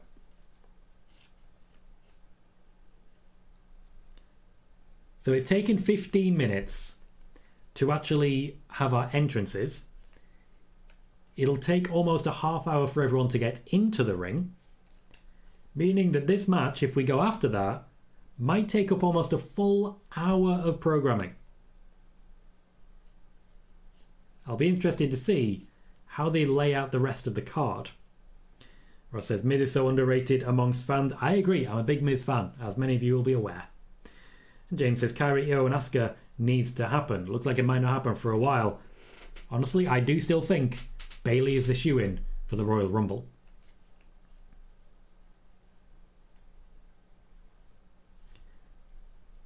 Blue says, favourite WWE Wargames match so far, Tom?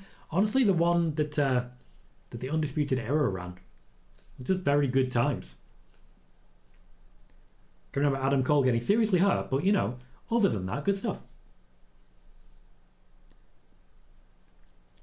Fair enough, Steve. Brad says, oh, you're only a wrestling fan if you want CM Punk back in WWE and wrestling in general. Yeah, people come up with a lot of crap.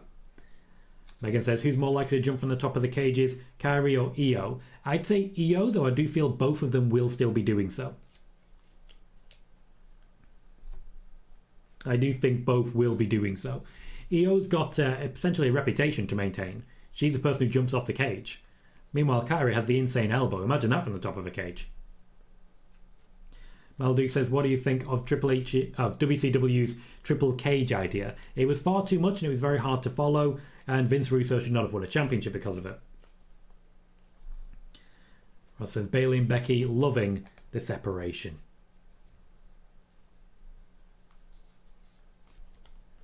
It is a great start to the match. We get at least 5 minutes of just quality wrestling between the two. We didn't get enough of these two last year. Justin says, Kairi takes the leap in my honest opinion.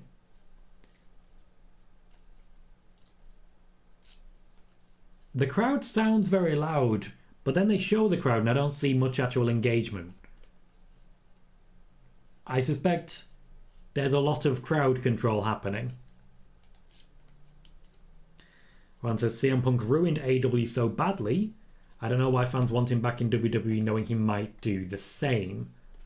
AEW is still recovering from that black hole. Certainly damage was done, and we have not recovered from it for AEW, but I do think he also papered over a lot of problems that were already there. I don't think they would have survived quite as long as they did with the ratings that they did without him. Blue says the biggest problem with the triple cage was there was bad footing on the upper cages. The wrestlers couldn't do much but punch. Yeah, they did need to lay it out a little bit more like an Elimination Chamber, where they just had a little more to work with. Yeah, there just wasn't very much as regards action, as it were. Bayley looking good at this point. Both women quite balanced though. The little section between the two rings could cause some carnage. Couldn't tell you, Brad. Honestly, I'm not familiar with the whole World War III thing. I've seen the triple cage, but not necessarily the other one. 2 minutes left before someone else joins the match, and Becky has just taken a suplex on that little rough section between the rings. It could be difficult here because, once again, it is a half hour until everyone's actually in the ring. And in that half hour, you can do plenty of damage to someone. And the match can't end. Blue says the Punk issues collided with long festering issues that got worse as the honeymoon period in AEW ended. Punk was 100% a problem, but not the only one. And I wholeheartedly agree with that. Wholeheartedly agree. One says, can AEW recover, or is it a foregone conclusion they're done for good? They absolutely can recover. When it comes to being done for good, Impact's still going. So, you want to be a wrestling company? Go out there and be a wrestling company. You can make it work. Baseball slide through from Becky Lynch into Bayley. She's just having fun at this point. Baseball slide after baseball slide. Was that a WCW match, Malduke? Because, oh yeah, that was. Yeah, there's always some good stuff. There's Dakota Kai. Good shout, guys. With a kendo stick, and also has left it dangling there for Becky to grab.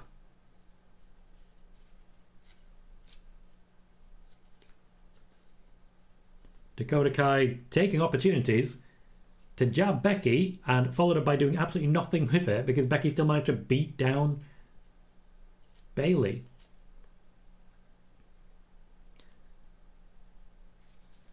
The crowd want tables. In 10 seconds are getting another entrant. Steve says the metal partition harder than the traditional hardest part of the ring. I think not, because ultimately it's part of the ring. We've been told many times the apron is the hardest part of the ring. James says Dakota Kai the leader. Soon to be, yes, that's incoming. Oh, it looks like Shotzi will actually be coming in next. Indeed it is. Gives her the most opportunity to really establish herself without necessarily having to be an early ring general. Bayley trying to hold the door closed, forgetting about Becky Lynch. Gets slammed in the face. As it should be. As it should be. I do want to point out as regards the whole damage control leadership. They've rewritten the leadership of Judgment Day so that now it's Rhea Ripley. They also rewrote the leadership of The Shield so that when they started pushing Roman, turns out Dean Ambrose was never the leader and it was always Roman when it wasn't. Blue says Shotzi before Charlotte doesn't make much sense storyline wise. Yes, but they may be conserving Charlotte for a last minute, basically hot tag run-in. The crowd very loudly chanting for tables. Shotzi so far just throwing in chairs. If she doesn't now throw in a table, she's let the fans down. They're going to boo her. They booed her.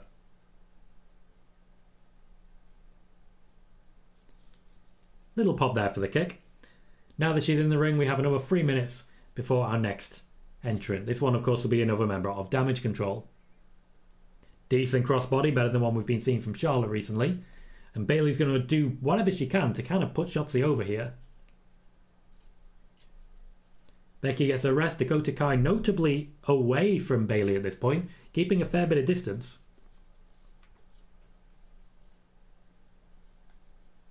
So I said I've heard exactly zero chance for you-know-who since the main show began. Me too. I did hear one leading to the pre-show, but also I'm not particularly tuned into it.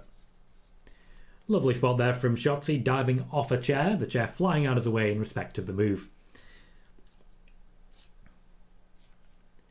A suicide dive between the ropes of both rings, and she spiked herself and landed on her head there. That could have hurt.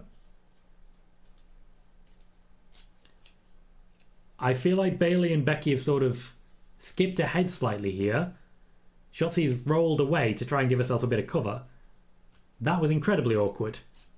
Tried to go through both sets of ropes. I think she got caught on one on the first set. It's okay, she is up for a spot. Hopefully the hair gel does that good. That was the lightest chair shot I've ever seen in my life on Bayley's hand. Shotzi apparently did hit her with a chair. It just doesn't look like it. Bayley trying to escape. Justin says, true story. Shotzi shaved her head of solidarity for a family member that has cancer. She did indeed. I like how they've kayfabed it. I like the story that they're telling. I like that they've used it to help her develop as a character. But yeah, that's what really happened. Blue says, isn't Io basically the leader? She even invited her old friends to join and does her talking through Dakota. I suspect that's where we're headed. Io taking the lead, but Dakota as a mouthpiece. I have no issue with that. Malduke says, why does AW Devil storyline have WWE Higher Power storyline vibes about it? Well, because ultimately it's a masked secret competitor who, you know, is screwing over Stone Cold Steve Austin. Bayley getting a thorough beatdown. The next entrant will be on the heel side, and they'll have to deal with both Shotzi and Becky here. Bit of teamwork going on as well. Brad says it looked like it hurt bad. So I'm just saying FFS Shotzi. It certainly looked like it hurt, I'll tell you that. She stood on her head for a while unintentionally. Io Sky is coming in next. The champion herself. A Wargames expert at play. Honestly, I would be surprised if she went through the door. She's not going through the door. She's found herself a chain. What's she going to do with that? I'm interested. I'm invested. Oh, equalise, naturally. Just throw it at everyone. Blue says, imagine if Bayley accidentally fell out of the cage, causing a DQ before most of the women are in the cage. To my knowledge, the match cannot end until everyone's in, so I don't know if it necessarily does. So it says, face advantage is an odd booking choice in Wargames, fan vote or not. I suspect they're evening out the fact that it'll be heel advantage in the second Wargames. No, it's not, is it? They actually had a match for that one. I can't remember what happened. James says she's doing the Hellraiser hairstyle. I'm down for it. Blue says a lot of new AW storylines feel like old warmed up WWE storylines are not good ones. Lovely work there from Io Sky. She's done that one before, but it never gets old. Blue says Io second is a shock. Io's there to represent. It's her championship reign. Thank you, James. So is it, pardon me, the heels who have the advantage, meaning Randy Orton will be last. Or CM Punk. Or CM Punk. You guys know I'm not allowed to actually have an opinion on it. Or CM Punk. Io Sky's handed Bayley a bin, and now she's climbing up to the top. She's going to put it on her head, isn't she? She's going to put it on her head. Becky Lynch apparently is not interested in wrestling Io here. The trash can's going to come into use. Steve says, do they have a guy under the ring pushing stuff right by the apron under the door? They do not. But they do make sure to lay him out. Oh, yes, Becky is indeed busted open. I suspect that might be the chain. That's not a good cut. Oh, is it? Good spot, James. Blue says, Io versus Becky at Mania is something I really want in the future. Both women have plenty of years ahead of them in wrestling, and I suspect the day may come. Nice superplex, a little bit of brainbuster about it, quite enjoyable. Becky, the first one to bleed. Cody's going to be upset.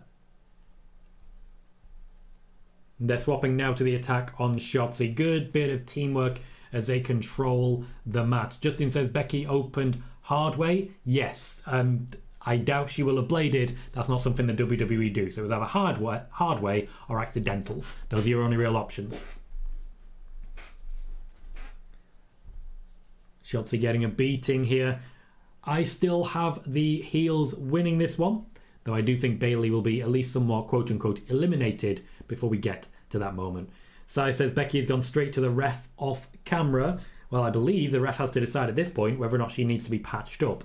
In which case, how are they going to do that? It's going to be difficult to do it through a cage, I'll tell you that. Thankfully, here comes Bianca Belair to even the field. Charlotte Flair will be the last one in on the face team. Do we get a look at Becky? She's laid face down in the corner and the cameramen are keeping the attention away from her.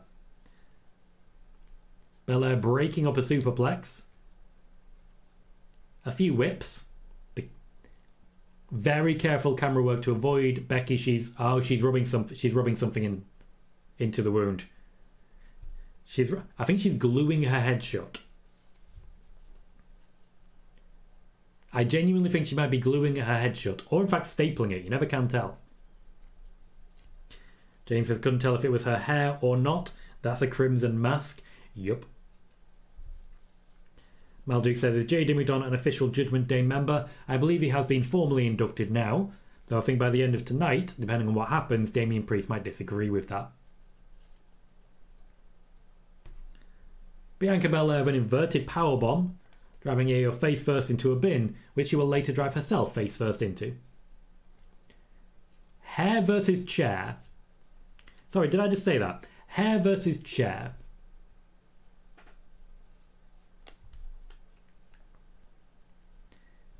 I do feel like Bianca's Spinebuster could do a bit of work, and I don't think Bianca is a problem for it.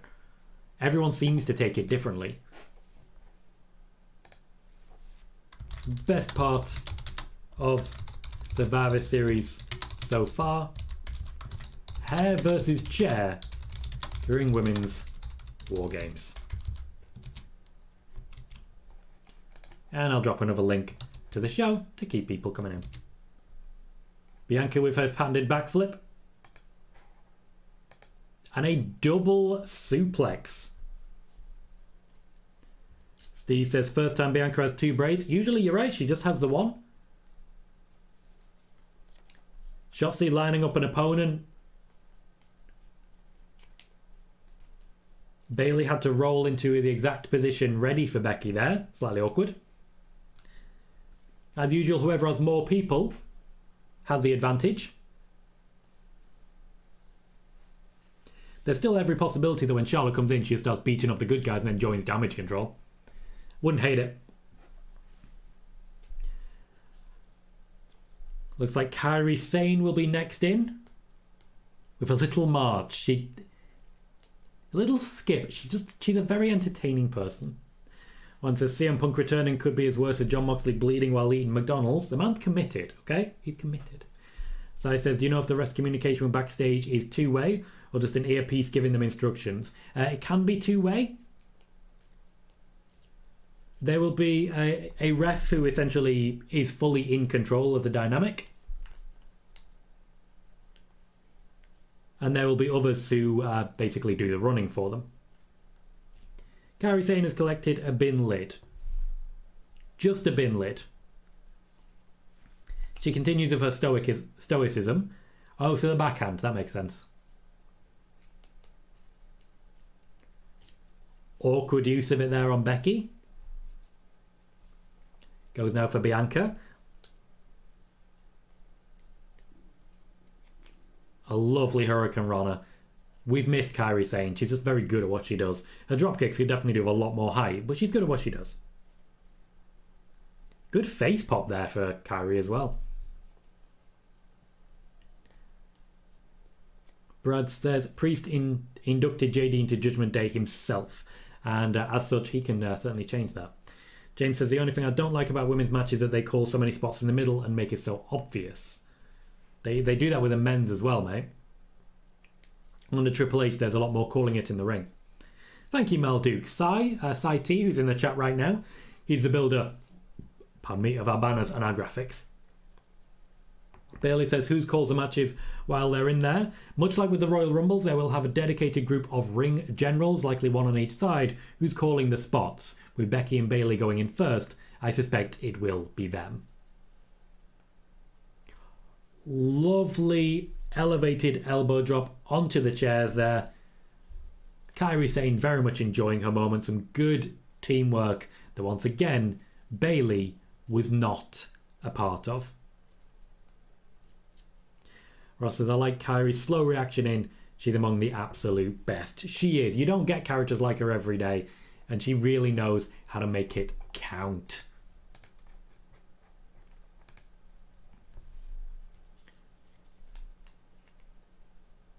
So Flair is in next, Asuka to close things up, and then we can start working towards the actual end of the match. Bianca Belair showing off here. Kairi Sane has a good grip on those shoulders. Good throw. Good rescue, because Kairi Sane very nearly seriously hurt there, because her feet also, much like Shotzi earlier, caught the ropes on the way over. Very good save by Bayley.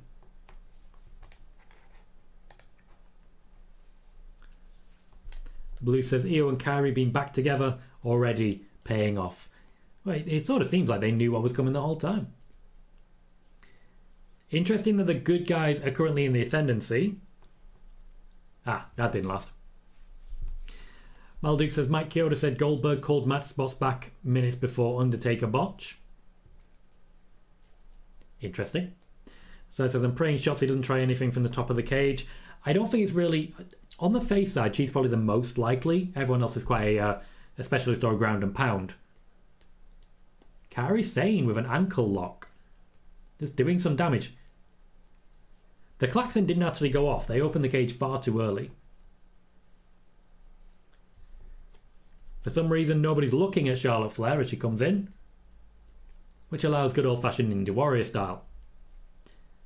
Blue says Bayley getting hit by her teammate. Well, I mean, there's a javelin lawn dart. Fall-away slam into Bayley. Again, good catch by Bayley. They're really forcing a lot of work on her. Kairi going for a headshot there. And just falling over there.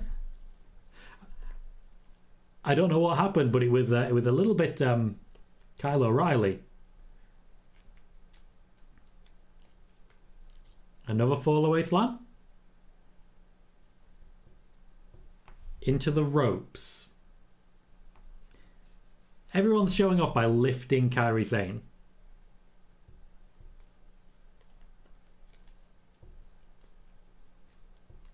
Oh.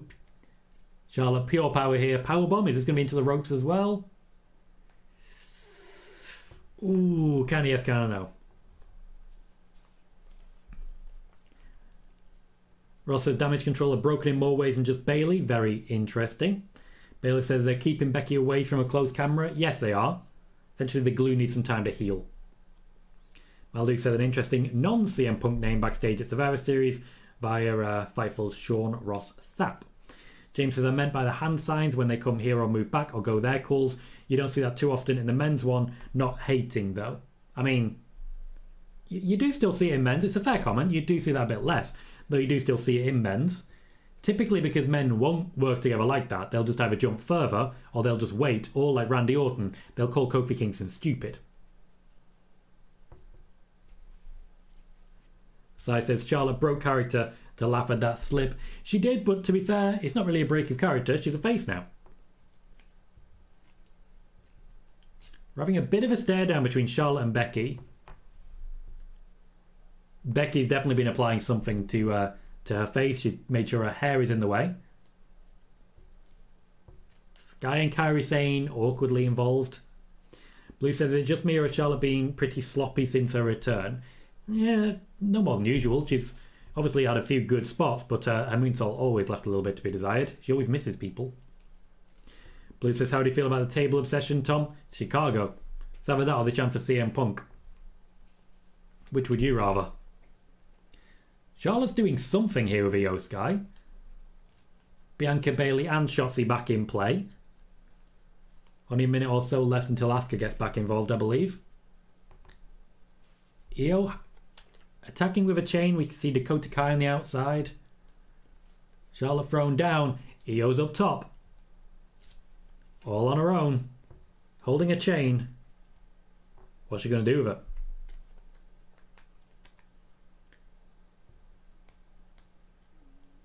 Is she going to... Okay, so she wants to use the chain to bring a bin up to her to put on her head and then dive.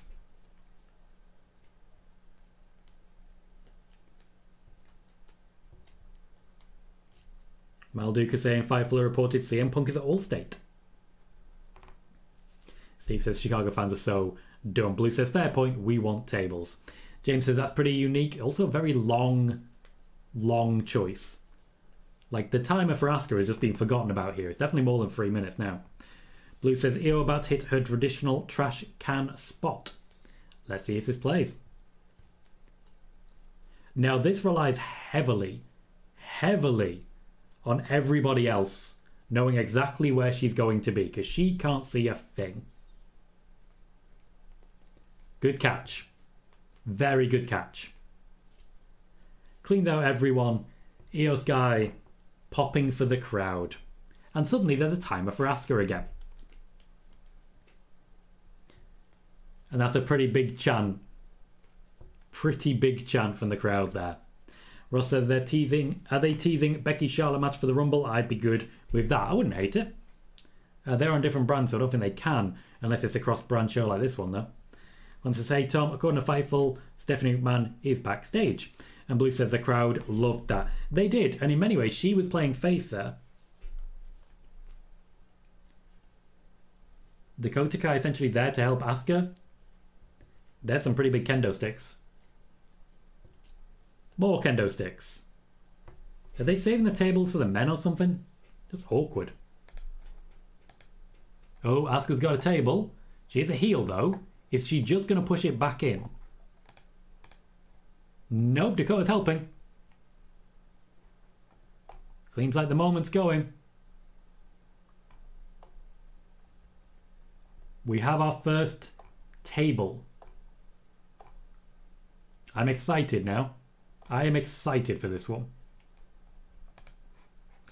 Asuka not yet got in the ring. We are now almost 40 minutes into the show. And the bell has finally rung.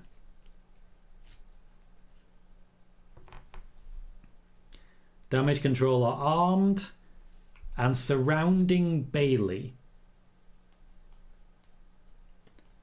The face side are seriously in trouble. Looks like Damage Control are just going to beat them down at this point. Things definitely going well for Damage Control. This is awesome chant there.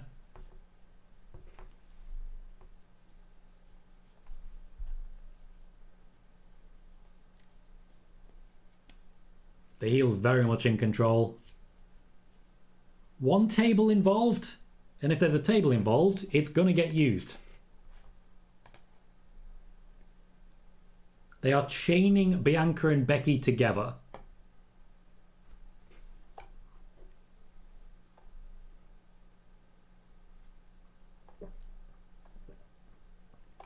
A quadruple dropkick there. Quadruple dropkick. Love to see it. You absolutely love to see it.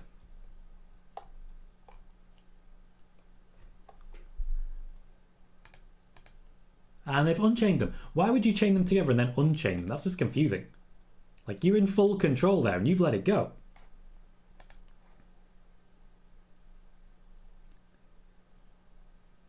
Sai says that was the definition of a trust fall. Justin says that was special. Malduk said fans seemingly spotted a CM Punk silhouette during Raw entrance head of Survivor Series via Sportskeeda. Blue says they need the table for Kairi's elbow spot. True, Shotzi has just been misted by Asuka as well. James says Ringside News says the singles matches will go for 15 to 20 minutes and the Wargames match will go for 35 to 50. That's not a news report, that's just a guess. Becky Lynch kicks out. Damage Control still surrounding their opponents. They do need to finish the job. Wants to say, Tom, what are your thoughts on Triple H versus The Rock back in 2001? Triple H versus The Rock was historically one of the best feuds in wrestling, starting in and around 1996 or 1997, whichever it may be, and is responsible for one of my favourite matches of all time. At SummerSlam 98, The Rock defending the Intercontinental Championship against Triple H in a ladder match. Blue says the crowd is loving it. I feel like this is a good example of what AEW is missing with their women's division, which is crazy because a few years ago they were having bloody street fights. Ross says we know it's Rhea Ripley versus Becky for WrestleMania, hence why I suggested Charlotte Becky at the Rumble. I'm sure during the Rumble there will be some sort of involvement, but I think both women will be actually involved directly with the Royal Rumble itself.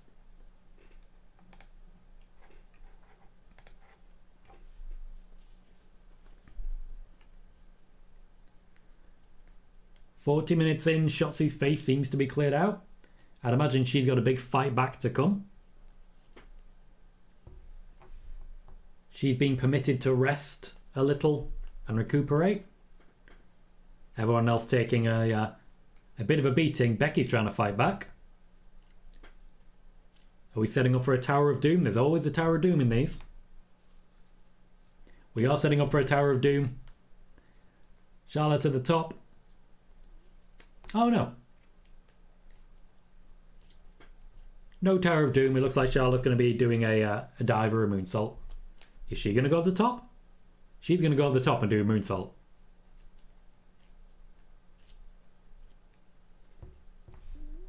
She's doing it. I mean, she's a face now, isn't she? You got to give them all the love. You got to give the fans what they want, and they want this. Everyone's suddenly standing again. Ooh, bad landing. Io Sky just got kicked in the face. Easy kick out by Bayley. Io is holding her head. That must have hurt. Again, trust fall element. She landed in a decent spot, but she definitely landed leg first on Io Sky's face. You can just about see Bayley checking on Io right now. You'll know that Bianca and Shotzi are now in the other ring, so a bit of separation there. Blue says need or kicked. I think essentially it's trailing leg. It's either or.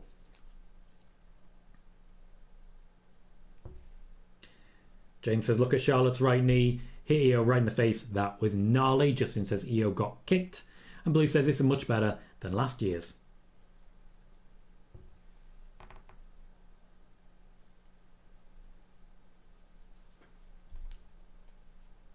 Becky and Charlotte do still have an element of chemistry that I'm quite enjoying.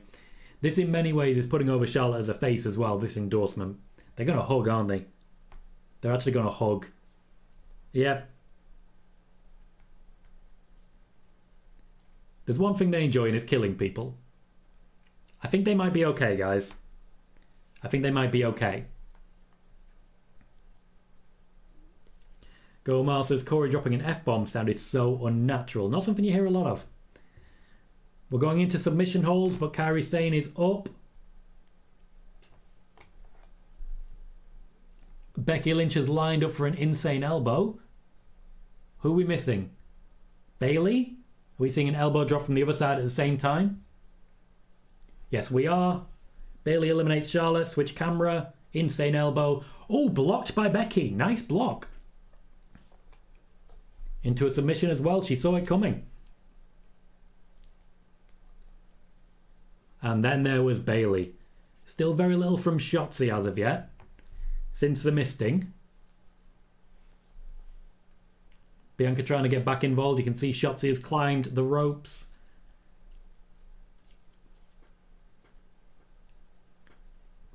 Bad landing for Asuka there as well. Shotzi tries to get a pin. And again, Bayley is doing everything at this point. Bayley to the rescue. Blue says Bayley saving everyone. James says the ref was just caught off guard. I mean, these things do happen. There is a lot happening at once. Lots of stuff flying off the top. Lots of setup happening. Lots of carnage. Definitely lots of carnage.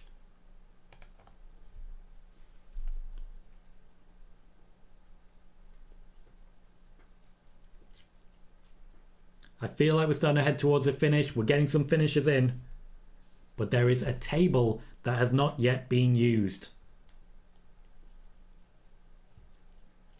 Another bit of an awkward use of Shotzi's finisher. The Mist is dodged a fire extinguisher. Good response. Nice that it's from Bianca Belair, who's got a lot of experience with that mist. Shotzi has Io Sky. It was a tiger suplex. It wasn't brilliantly executed. Kairi does take a little too long to set up for that backhand, I'll tell you that. Becky is indeed bleeding blue. She's been bleeding for a little while now.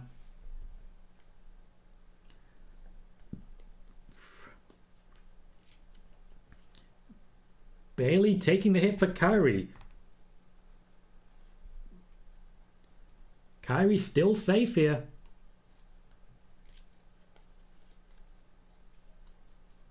Bayley's taking all of the beating. She's taking every hit right now.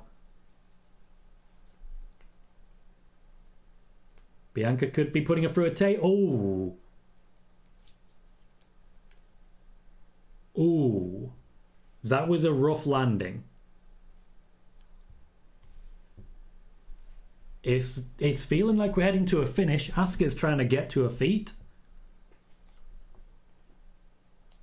Kairi Sane letting this happen. This might be the end of the match, or it might just be Bayley getting eliminated. James's Shotzi's also bleeding on the side of her face. I think that's the end of it. The faces win. Bayley is pinned, but Bayley did rescue a hell of a lot of people there.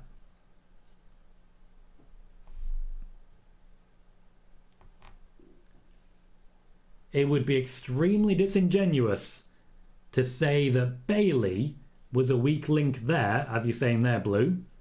But hey, she's going to be the face at the end of this. So maybe that is the play. That was our Women's War Games great opener, says Justin. We like to rate matches out of 10 here on the Tom Colohue channel. There's plenty of blood, there's plenty of carnage, there's bodies all over the place. One table spot. And something is going to come as a result of this. For Bayley, what I will give that match is an 8 out of 10. I thought it was great fun. The use of Dakota Kai was good. The spot off the top was good. We had both Charlotte and Io Sky coming off the top. The crowd were desperate for tables, but I think they did very well just giving them the one. There was a couple of botches. Shotzi most notably, I feel, and also the boot to the head from Charlotte to Io Sky. But I think 8 is a fair response. What are you giving that match? Rate it out of 10 for me. Let me know what you made of it. Steve says, for a minute there, I thought we'd see a Shield powerbomb to win it. I mean, it's a variation thereof. Blue says, this is how they're going to sell it. Dom says, I do hope you're right with the Rumble pick. Bayley has lost a lot. Sai says, an 8 out of 10 match there. Great start. Bayley is truly an MVP. Martin says, Bayley looked like her head was planted genuinely. Ouch. Yeah, it was a rough landing from the Bianca Belair finisher. Gomar says, oh cool, I thought Damage Control was going to win. 8 out of 10. The betting odds did say Damage Control. That was my prediction as well, but it does not look like that is where we ended this. 456 says 9. Dom gives it a 7. Brad gives it a 9.5. Adrian says, good opener, but I don't like the result. Moxie gives the match an 8 as well. Juan says, I'll give it a 6.5. Andy gives it a 7.5. Maldequin 8.5. Thomas gives the match an 8.5 as well. Stuart is going 8.5. Blue is going 8.5.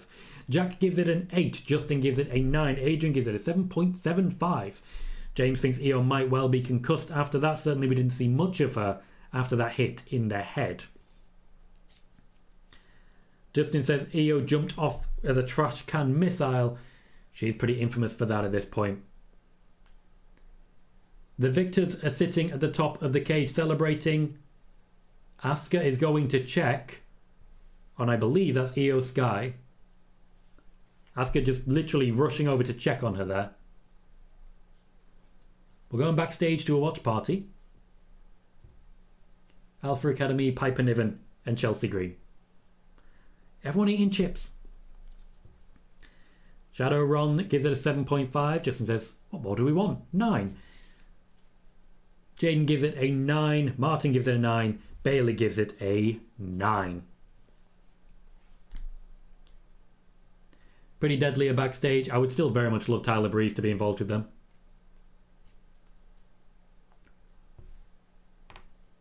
To be clear, this is all very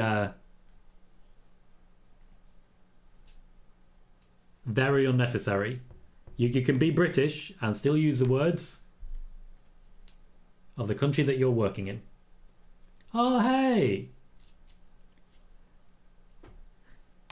It's the big shock surprise we were all waiting for, the one that was most heavily rumoured. R-Truth has been behind a couch for several months. Yes, I knew he was going to say that. Completely unnecessary. James says he's back. Maldick says I like a good start to a pay-per-view. Blue says R-Truth lives. Crumb says yes, boy. Chris gives it a 6, says the wrong team lost. Brad said Truth is back. Justin says R-Truth is back as well.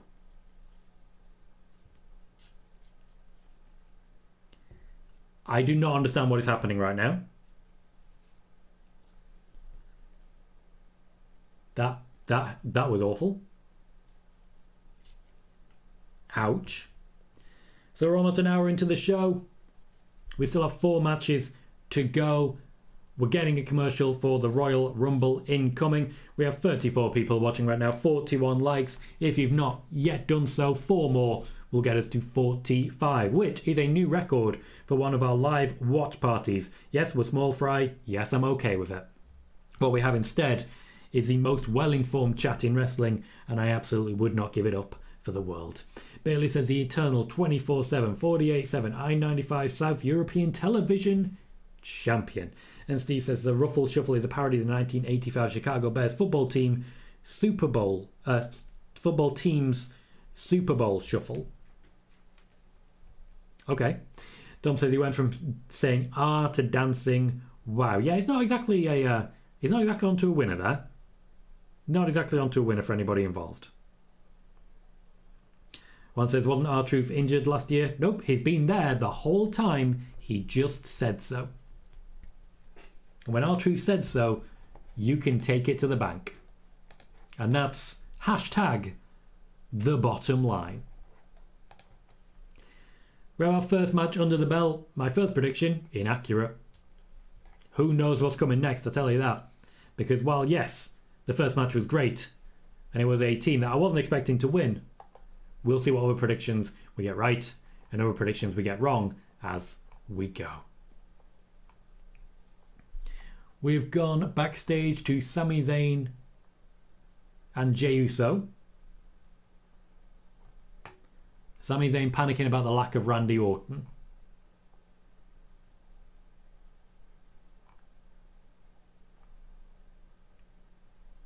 Jey Uso doesn't seem willing to trust, at least yet,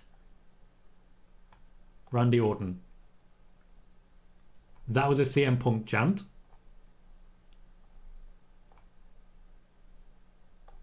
Is it possible that Randy Orton has been pulled and it's all going to be about CM Punk? Not impossible.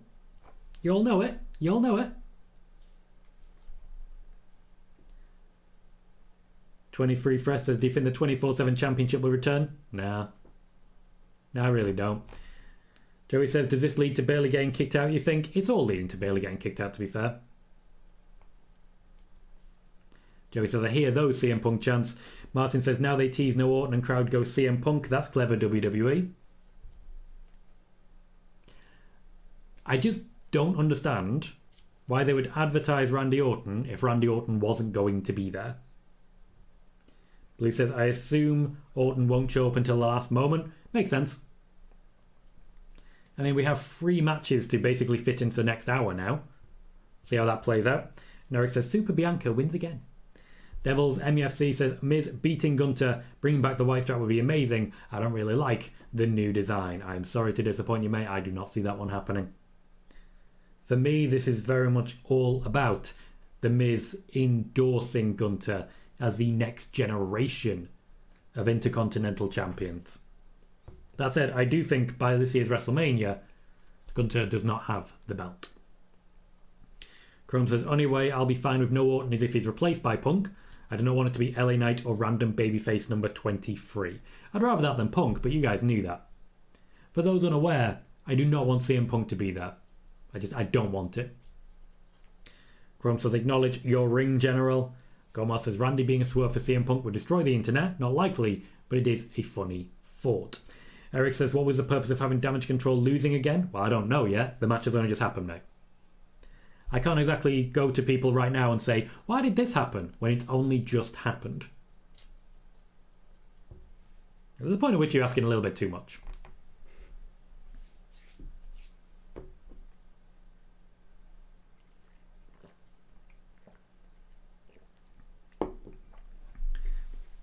Martin says, sorry, but Orton being late, or does he turn up as like a Raw main event build-up, not a PLE? Eric says CM Punk is a flight risk, which he is, as we know.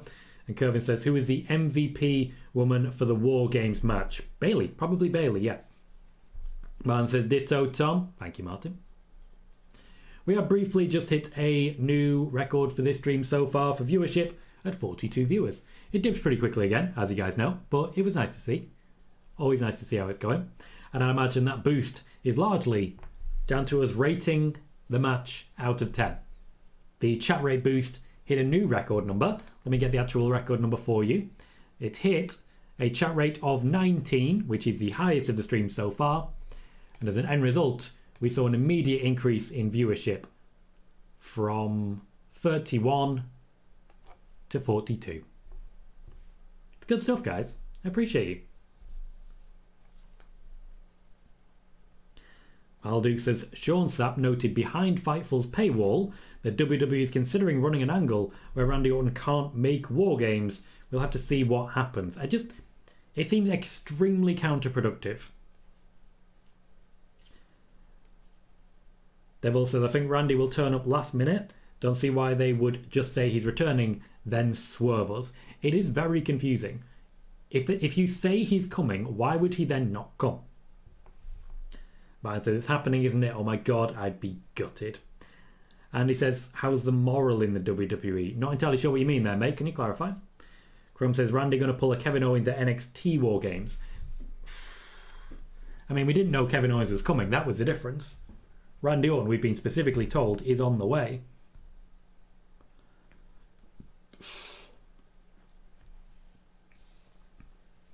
I do respect that both The Miz and Gunther basically had a big wrestling match in suits. I know it was brief. I know it was only a brawl. But look at the style, man. Look at the style. Brad says it really does. It's confusing as hell. Makes no sense.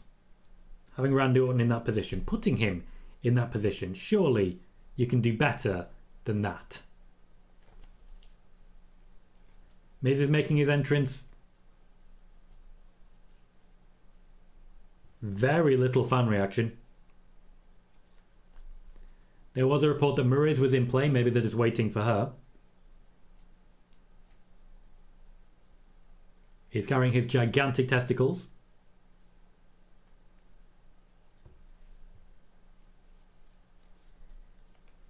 I'm stunned by this lack of reaction.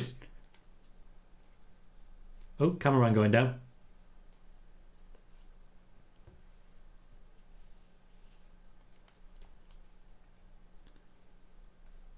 Malduke says Randy Orton is... It was also mentioned there's been talk of a segment hint at Randy Orton possibly getting removed. He's present at Survivor Series and was going through preparations for the match, so he is expected to wrestle. I appreciate you, Malduke, bringing stuff from behind the paywall. I personally am not a Fightful Select member, and I can't imagine a world in which I ever become one. Brad's surprised I mentioned Chris Jericho. Triple H really doesn't care that much, so he's always happy to hear mentions further off. Morale, gotcha. Morale is good in the WWE. Morale would not be so good if CM Punk returned. Ryan says Orton was even in the opener as well. But that means one thing. Would WWE troll that way for the crowd to dump on the main event? I don't think they would, but I think the crowd might dump on the main event anyway. So says, I've not been watching weekly WWE, but this is an odd version of Miz. He's not a sympathetic babyface, and he's certainly not a badass. He is the Dolph Ziggler player, the history maker, the vet whose legs are starting to give way, essentially. He's a James Milner of WWE. Boss says CM Punk returns to attack The Miz and we get Punk, the real world champion, versus Miz, the real world champion. I mean, there's reaching, then there's that. Sean says I talked to someone at the arena for the show. They said when fans start cheering CM Punk, they are told to stop by event staff. Doesn't mean they will. Doesn't mean they will.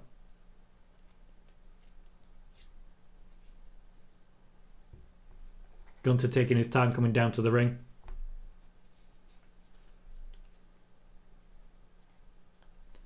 They are using The Miz to put Gunther over here. The comparison of the records certainly shows. I think I just saw the Grinch in the crowd. Or a Muppet. Martin says the good hand. Yes and no. I personally can see The Miz wrapping it up soon. Wrapping it up very soon, in fact. I think he could easily transition into long-term reality TV. I think he'd be a great ambassador and a great voice. But I don't think he'd go much further. You may know that they've gone into the far side ring. That being the ring closest to the commentary team and not the ramp. You will see rotation as to what's considered the ring over the course of the show. We've had 1 hour of pre-show, 1 hour of show so far. 4 matches left, one of which will be about an hour long for the men's main event. Steve says Gunther's a minus 5,000 favourite to win this match. Yeah, nobody quite believes in The Miz. And James says, going to put $1 on The Miz, let's see if there is an upset. To be fair, you'll get $5,000 for it, so that's not how it actually works, to be clear. I don't really understand betting odds, I'm not a big gambler, but that's not how it works. I think you can spare $1, though. If you can't, definitely don't, just to be clear. Just to be clear. The Miz trying to go a bit Daniel Bryan here and bunker in. I don't think you're going to be able to outpower Gunther. Can you out-wrestle him? Can anyone out-wrestle him?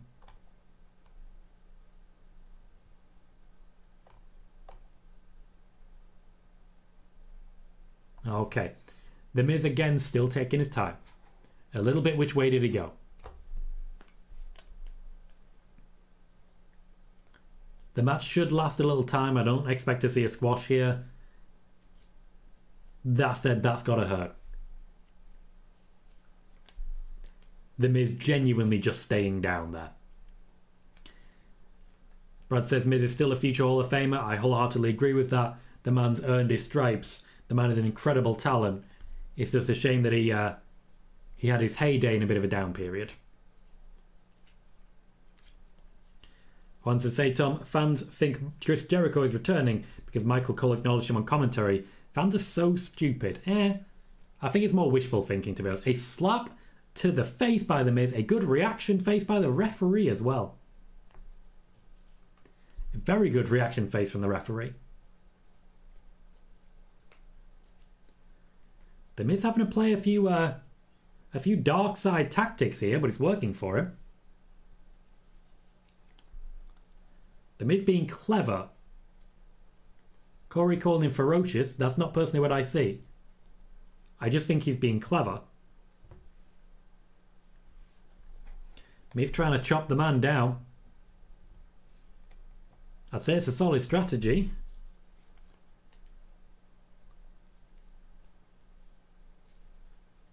Are we going to do a ring post figure 4? Yes, we are. It's been a while since we've seen one of these. Gunther holding the top foot. A very important method. It's one of the ways in which Bret Hart got seriously injured. If you don't hold the top foot, nothing will stop your head from whacking the actual mat. You got to be careful delivering a move like that. Well done, Gunther. Well done, Miz. Is Miz going to do a spring? A springboard. That was very athletic from the Miz. Gunther, bad knees and all, still manages to take him down. Megan says, what do you all think would anger people more? Randy not turning up or Punk not turning up? I definitely have an answer for this, but I'd love to get the opinions of the rest of you here. Which do you think would make the fans more angry? Randy not turning up or Punk not turning up? Steve says Miz would be a plus 20,000 underdog, which means you would win 200 times your bet. Jesus Christ. Boss Pedal says The Miz is just PG error Jay White. Post A for agree in chat or D to disagree. Well, I love Jay White, so I'm always going to agree with it. It's very high praise. Mine says, I think good colour commentary for The Miz, he'd be amazing. A few boos coming in for Gunther here. Chris thinks Bayley works better by herself. We'll find out shortly. So I said I'd love to see Gunther and Orton come to think of it. Randy Gunther? I can see it.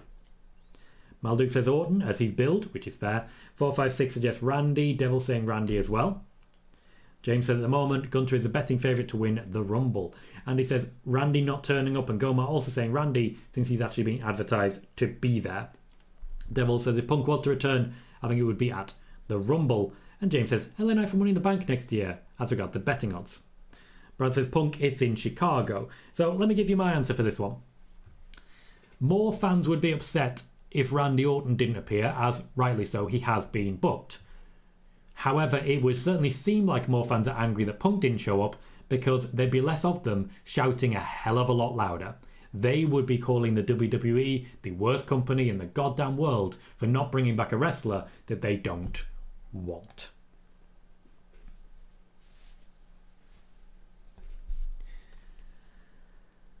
And I appreciate that, Megan. We got up to a nice chat rate of 10. Always lovely to see. We currently have 32 people watching and 42 likes. If you've not yet done so, please consider hitting that thumbs up.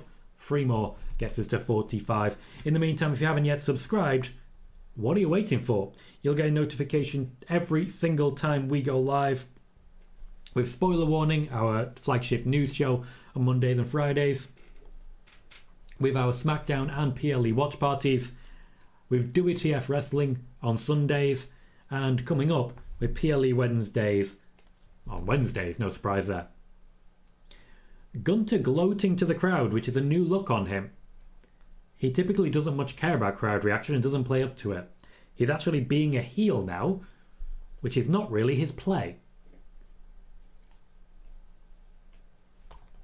The Miz trying to gather the energy to fight back here. Gunther is dominating him so far.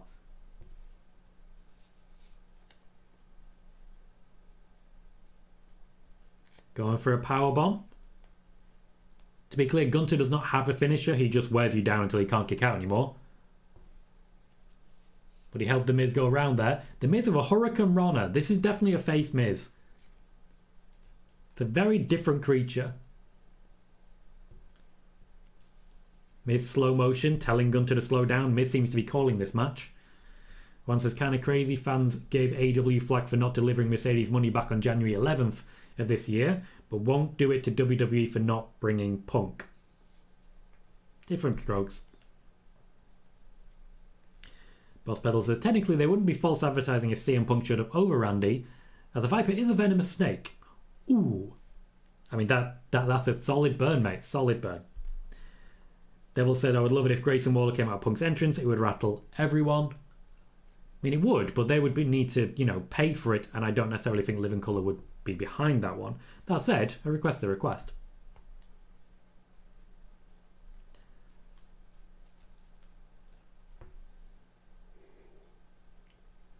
The Miz still getting some yes chance.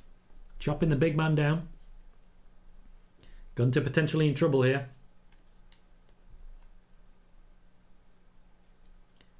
Very high kick.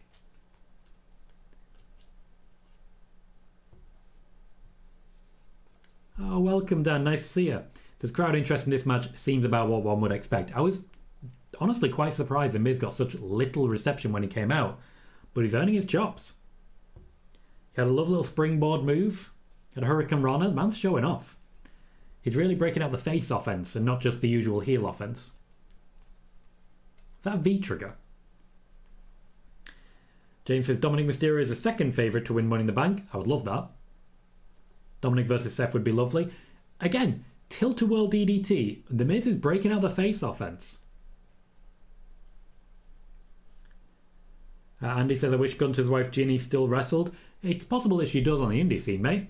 By all means, have a look up just in case. And Martin says, WWE never mentioned Punk. AEW did mention Mercedes, and we're in negotiations. WWE never have been. Dan quite rightly pointing out, it's just a case of the result being a foregone conclusion, really. Yeah, we've been talking about the betting odds as well. Oof. Gunther with the first powerbomb. The Miz kicks out. As I mentioned, Gunther does not have a finisher. So people kicking out of his signature moves, not really a surprise. He ends the match when he's good and ready to. James says, it's so sad Miz never gets a pop at his entrance, but then tears the house down during his matches. I do think this might be one of those moments when either he feigns a retirement or just basically gets some respect from the crowd afterwards. The downside, of course, being that it's in Chicago, which seriously impacts the possibility of that happening.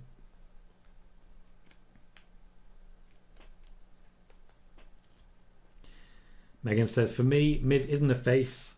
I think he's doing this for his ego. Gunther has the record for longest reign, but Miz could have most reigns tied, and longest combined reign, only got 26 days, and it's his. And I think that's fair, but ego isn't necessarily a heel tactic. Typically it's been, you shouldn't be too proud of yourself and all, but having self-confidence isn't a bad thing, surely. Man's got high self-esteem. Man wants to succeed. I ain't going to blame no one for that. Oh, we're going to lose a turnbuckle.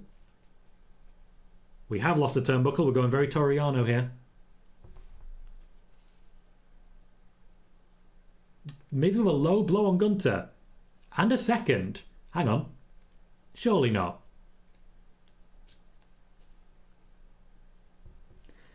Gunther had his eyes open. He was watching the ref. We knew what was coming. He waited until the last possible second. You nearly had me, WWE. You nearly had me. James says, I wouldn't be mad if Miz becomes a GM or a manager. I think it'd be fantastic in both roles. Any faction involving the Miz at the head of it is always going to be a very well-respected faction. I think WWE had the crowd then as well, and to be honest, they were behind the Miz winning. The crowd are chanting one more time. I think we're about to see a finish, and it's not for the Miz. Gunther immediately breaks out of the attempt at skull-crushing finale.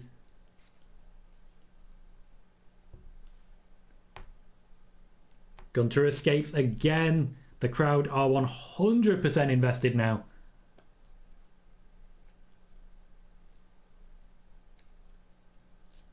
Megan says Ginny has retired totally from wrestling. She announced back in January she's ending her time in the ring due to injuries. Thank you very much for that clarification, Megan. A clothesline that has also been used by Gunther as a finisher previously. He's going to go for a splash now. I respect that he went for one turnbuckle, realised the Miz wasn't there and went for the other one. The splash he has also used as a finisher. That would be his third finisher. Onto the back as a bad landing. Very bad landing. Very bad landing there. Don't know what happened. Going for Boston Crab. Haven't seen too many people tap out to Gunther. The ropes are right there for the Miz. It's within reach.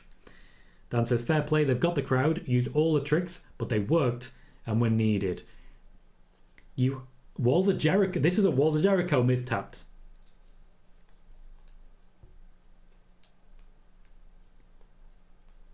Kneeling down into his back. Really making a point of that one. Very good match. Not exactly full of like the top quality wrestling, but storytelling, ring psychology, good stuff. The Miz essentially bringing Gunther down to his level in order to stand a chance against him. But unfortunately, not to be this time. James says, Miz, Wade and Michael Cole be a fire commentary team. And he says, Walls of Jericho. Steve says, was it the Lion Tamer? How are we rating that match? They had me by the end. They genuinely had me by the end, at least for one brief moment. The Miz broke out a lot of stuff that he hasn't done in a while. Gunther continues what is a great championship reign. He gets the endorsement from the Miz. No real botches to speak of. I'm giving it an 8.5. It made me feel things. And guys, if it makes you feel things, might be worth remembering. 8.5 for me. How would you rate that match out of 10? Dom gives it a 6. Brad Becker gives it an 8. Dom gives it a 7.2 after previously giving it a 6. Maldu gives it a 6.5. Martin an 8. Andy Barr gives it an 8.5. Bayley gives it an 8. Thomas Phipps gives it a 7.5. Dan says a very well worked match. Gunther is leaving with Miz still in the ring. We have gone to commercial, but I do suspect there may be some love being shown as we speak to the Miz. James says, was that CM Punk in the crowd? Adrian gives it a 6.5. Juan gives it a 7. Megan says, I'll say 8. Wouldn't have minded it being a little longer to really drive up the tension. I don't think they can have these matches be particularly long, unfortunately. They know that the last Wargames match is going to be about an hour long. They can't risk it. They just absolutely cannot risk the possibility. Another tonight only sale on WWE.com.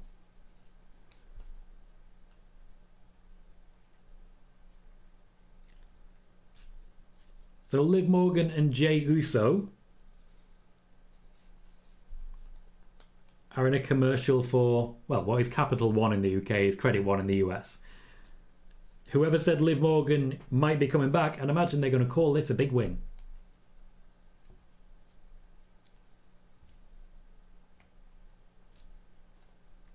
I mean, I don't love her, but hey, at least we're seeing her again. Andy says if Orton doesn't show, maybe it can be Big E. I don't believe he's cleared as of yet. Dom says next for Gunther, he has to be the one for our tribal chief. Juan said, is that CM Punk eating from the concession stand in Chicago? Martin says, oh my god, can't believe it's true what I've read. It's true. Did you read about Liv Morgan, mate? Is that what you've got? The amount of different reports, some of them completely random, been absolutely ridiculous. I mean, we were already talking way back at the beginning of the day about Sasha Banks apparently helping Bayley. We didn't see no one.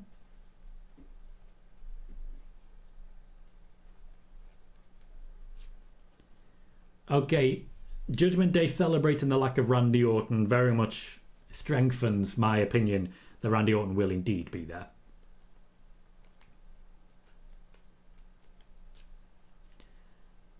They are all wearing t-shirts that do not include JD McDonagh. Damian Priest is going to go tell Drew about a thing. I'm interested to see what the thing is. Next up, Dragon Lee versus Santos Escobar. This one hopefully will have a little bit of time, but you know the tempo is going to be high.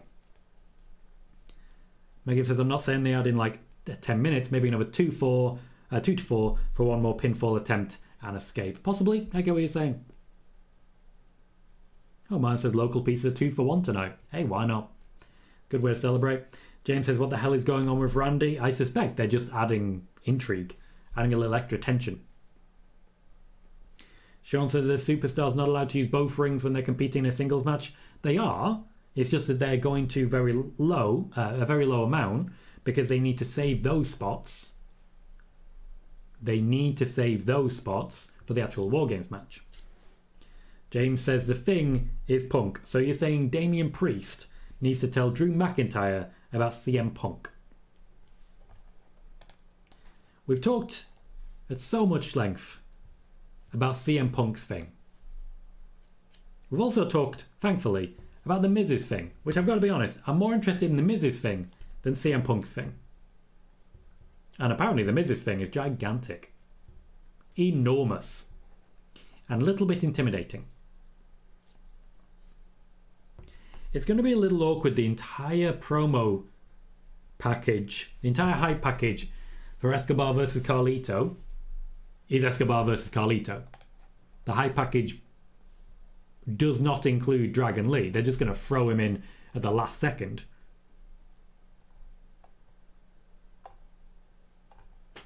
I don't know. It's not for me. It just feels very last second, and Carlito has not hit the ground running. I just think there's a lot more they could be doing here. And maybe Carlito coming back was a wrong call.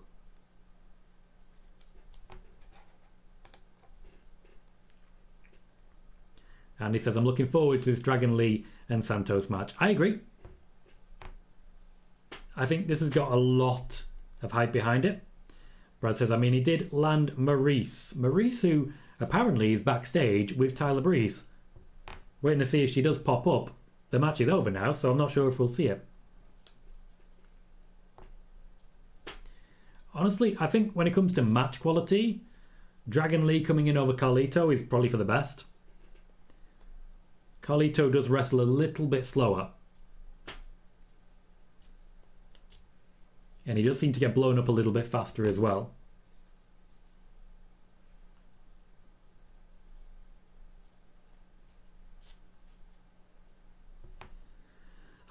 How long it'll get, I'm not sure. They're already reported it'll be 15-20 minutes. I'd imagine it'll be maybe 12. But they can pack a lot in. If they can really up the tempo as you'd imagine from these two, there'd be no need to panic at all.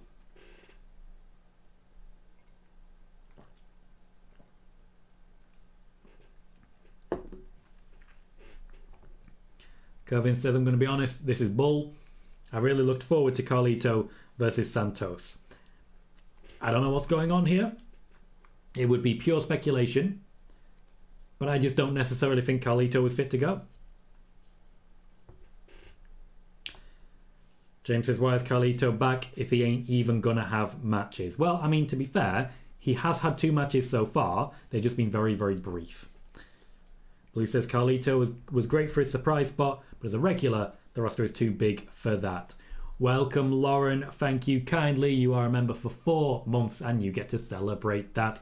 By all means, shout it into the ether. If you're a channel member, you should have a little option available to you to celebrate that fact. And if you can, please do consider it because it'll be fun and I want to celebrate you. Joey says Carlito looked slow against Lashley. I think he's dealing with a lot of ring rust. Against someone like Santos Escobar, there's no way to hide that.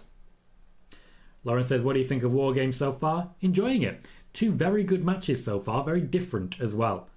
Very different. Next up is Santos Dragon Lee. I think that's going to be very telling as to what we're actually going to get going forwards from Santos as a heel. Will we see a Los Lotharios here? I don't know. I don't see Dragon Lee losing. I just don't see Dragon Lee losing.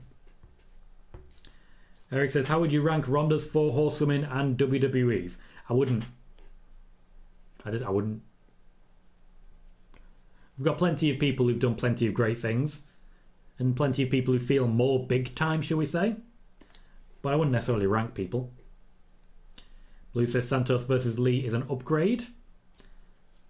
Lauren's 1-1 on predictions. Me too. I was the same, Lauren. Damage control for me, but not to be. And yes, Sami did say Orton isn't here yet. Dominik Mysterio has also now said Orton isn't there. I'm interested to see what actually happens there, but not so interested that I'm particularly worried. Dragon Lee giving us a strobe warning here.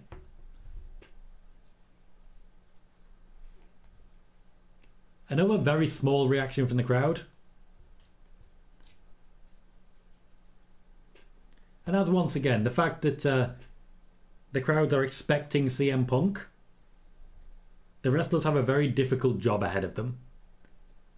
They have to quieten the crowd. They have to make sure the fans are eating out of their hands. So far, so good. Lauren, Orton is there. Orton is there. Lauren also says Gunther isn't losing until at least Mania. I agree. I do think WrestleMania will be the moment when he loses his championship once he's established a record that's going to be very, very difficult to beat in future. Quite a while for Dragon Lee's entrance here. You might suggest they're dragging it on. Dragging it up like Dragon Lee, but dragging it up. Forget it.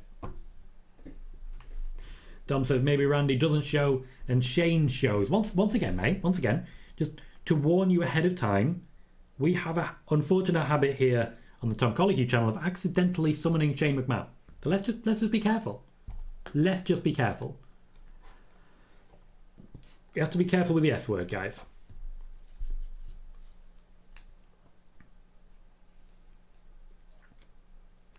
Dragon Lee already taking a beat down in the corner. Blue says Gunther versus Brock for the Rumble or Mania, Tom. Gunther winning world title at Mania. I have Gunther and Brock Lesnar encountering each other in the Royal Rumble. Gunther beating Brock Lesnar at WrestleMania for the Intercontinental Championship, then losing it shortly afterwards. Brad doesn't want either showing up. Interesting. Lauren says Triple H definitely booking this pay-per-view. Yeah, he's in charge of booking everything. It's his job. So far the tempo's high, but Dragon Lee is just taking a beating. Starting to think this might be a surprise roll-up. This might be one of those shows where the betting odds just get them all wrong. Well, apart from Gunther and The Miz, of course. Lauren says, will Orton get revenge tonight? Depends what you mean by revenge. The man's got a lot of enemies.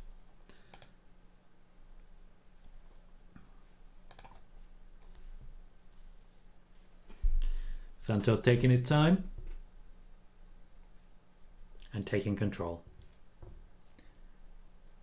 It was a good bit of acting, Lauren. Maya says, fans now making 2 + 2 = 5 after Booker T tweet. What is that you're referring to there, Martin? What's going on? Who tweeted what, and what are people assuming that it means?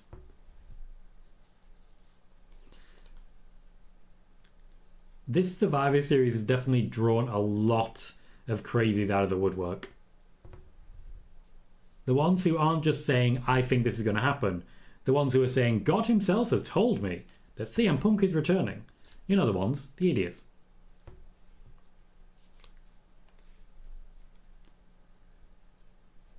Dragon Lee limping, holding his knee, and also hitting super kicks with the same leg. Awkward. The match slows down a little more. You may note that Dragon Lee and Santos Escobar have now swapped to the other ring, the one closest to the ramp. They will continue in this rotation. Likely the women's match will be in the far side ring. And then, of course, we have another War Games. Or Shinsuke Nakamura. Like, anything can happen.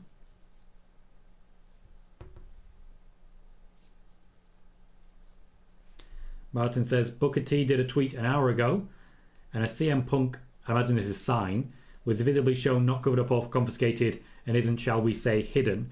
Well, they wouldn't be confiscating signs when they're not in the arena. Lauren's got Santos for the win. I have Dragon Lee by DQ. Awkward. Hector says, evening, Tom. I feel like WWE's put themselves in a weird situation, because if not for Cody wanting to finish the story, I'd bet my money on Gunther to win the Rumble, but I'm not sure what they'll end up doing. I mean, Gunther's right there for it.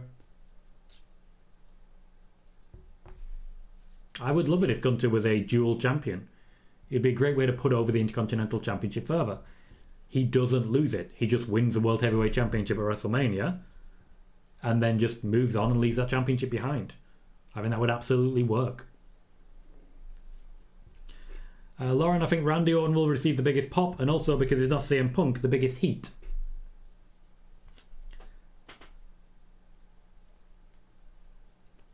If they keep pushing the, oh, he's not going to be here, we might need another partner, people are likely to assume that that partner is going to be CM Punk. And if Randy Orton then does arrive, awkward. Lauren also says Gunther will definitely be a world champ.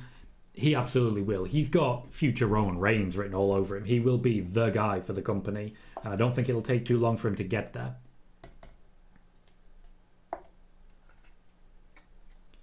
Santos showing off.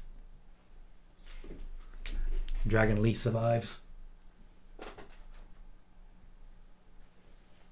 Spilt my drink slightly, sorry guys.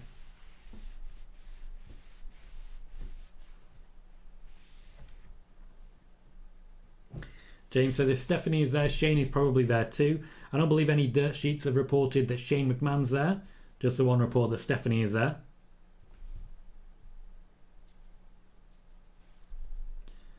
Lauren said I did see that Orton's wife posted on Instagram. She definitely travelled. Santos going for Dragon Lee's mask. He's got it. He exposed a lot there.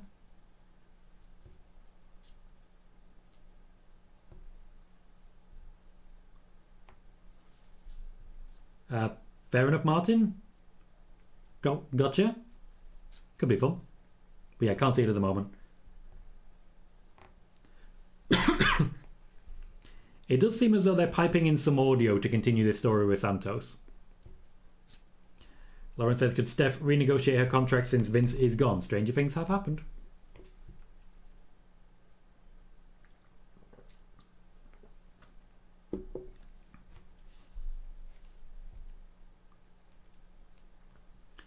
Jack, of course, makes a fair point. Vince isn't actually gone. He is still in position. And we don't really need a CEO. We've got Nick Khan. I don't know how involved she would be or what they would need her for. The big double stomp, which always looks a bit ridiculous because you're holding yourself ready to be hit. Everything's on the table, Lauren. Everything is on the table. Got good height there, Dragon Lee. A good flip from Santos. This has not quite hit the heights I was looking for, but still good. Lauren, you'll have to wait and see. One says, does Triple H still go to Vince for creative ideas or no? No. Triple H is fully in control of creative. Has been for a while now. TKO genuinely not very interested in having Vince oversee everything anymore. Lauren, forever's a long time, and those things will happen.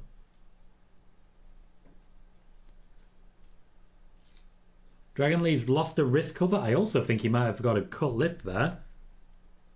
There's definitely some red on his mouth.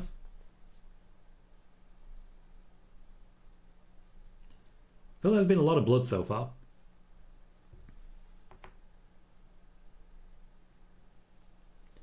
It's feeling like a bit of a lucha match so far. Escobar nearly dropped there. Dragon Lee calls him up. Man said this could be who's turning up bingo. How many names have been said about coming back so far?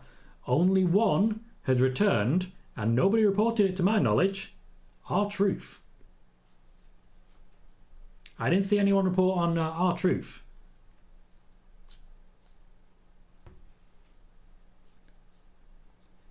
Hopefully you'll enjoy it, Lauren.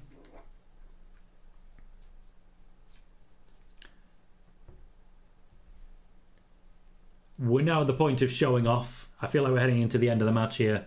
I think Dragon Lee's taken a loss. Dragon Lee takes the loss clean.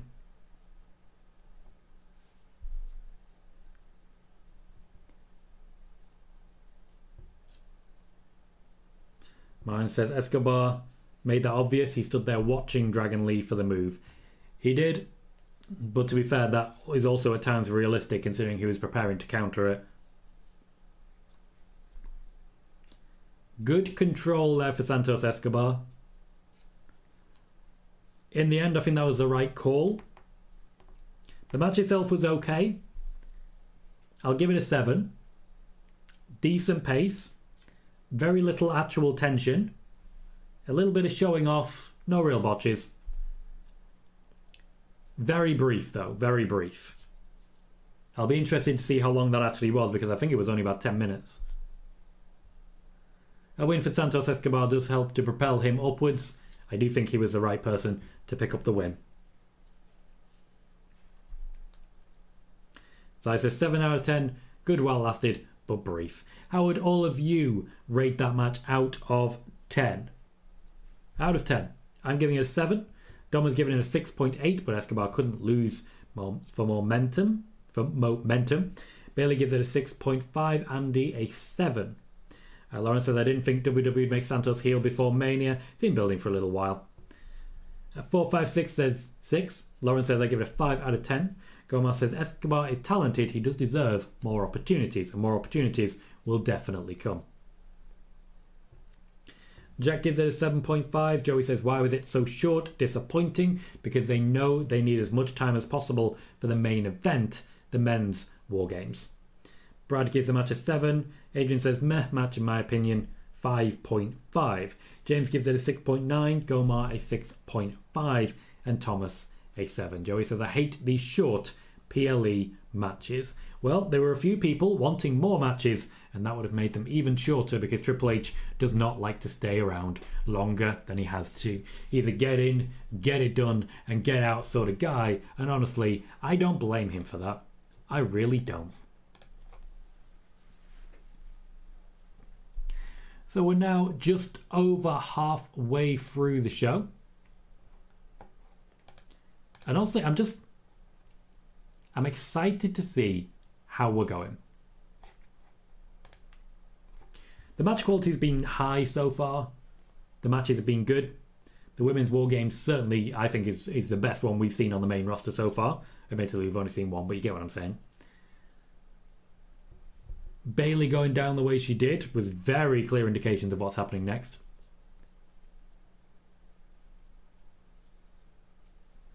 And now we have LA Knight replacing Randy Savage, advertising Slim Jims.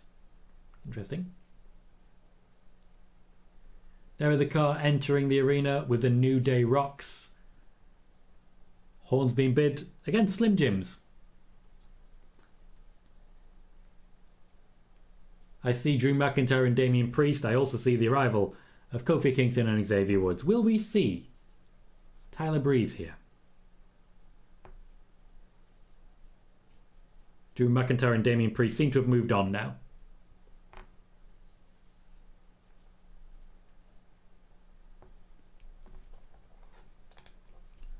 So far, good show. We have the Women's Championship match up next. After that, we'll find out if we're going to see Shinsuke Nakamura. Certainly a lot of people seem to think that Shinsuke will be the dead giveaway. That CM Punk will be returning.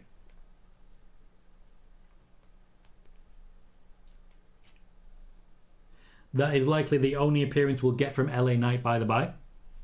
We haven't seen him at any point during the show, and while there is a rumour that he will be replacing Randy Orton, I don't see Randy Orton being replaced.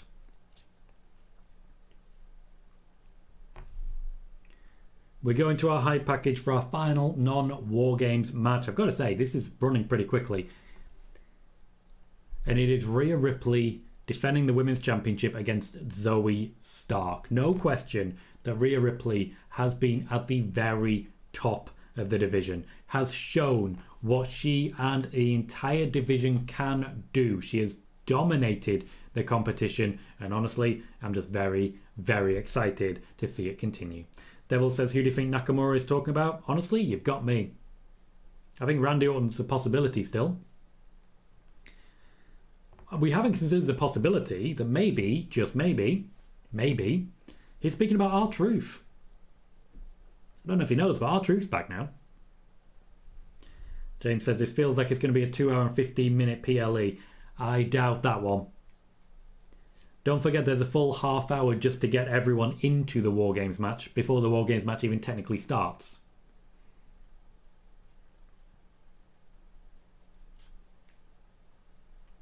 And that completely factors out the match that we've got here.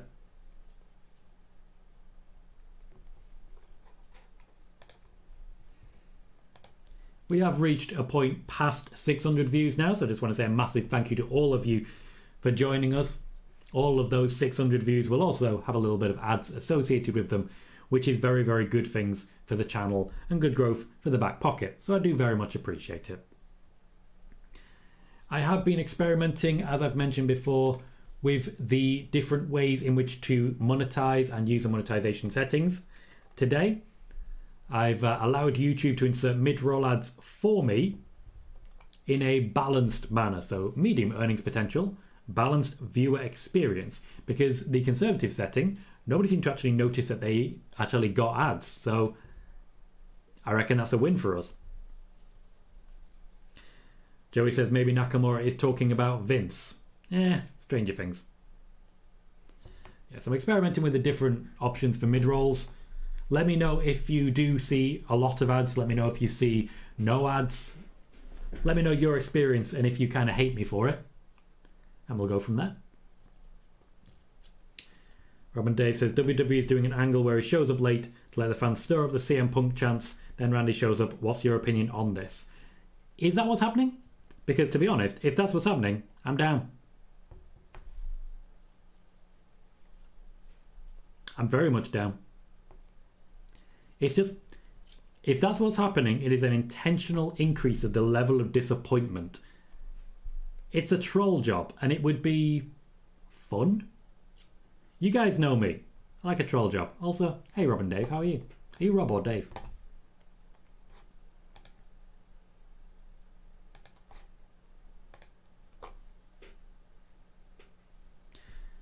It is a huge opportunity for Zoey Stark to really show out. It is a shame she will not have long to do it in. I reckon they'll get about 15 minutes for this one, and then they'll need to hurry up and get the entrances going. But at the very least, I don't think we're looking at a squash here. I do think Zoey Stark's someone who will actually compete with Rhea Ripley. And that alone should be a big help in getting her over, ready to enter probably the Women's Battle Royal, unfortunately, at WrestleMania.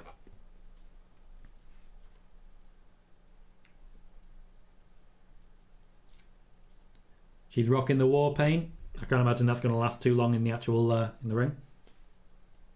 Rob says it's coming from Ringside News. Hearing their name a lot today. It's funny how on the day of a pay-per-view you suddenly get a ton of news coming out from outlets that just don't bother to report it otherwise.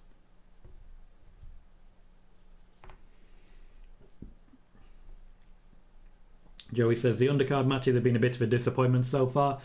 I very much enjoyed Gunther and The Miz. Not so much Santos Dragon Lee, but it was okay.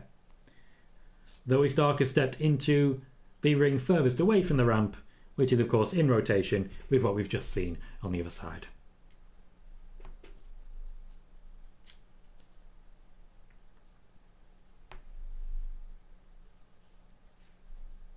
I've never had a Slim Jim. Are they good? I can't necessarily say that I want to.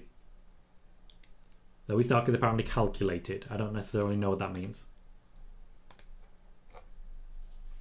Decent pop for Rhea Ripley.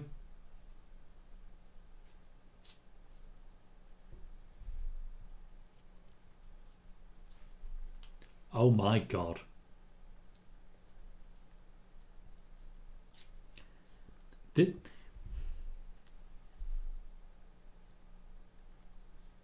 Here's the thing. They know what they're doing with Rhea Ripley. They know how to present a star. They know what they have on their hands and how important she's going to be to their entire company going forwards.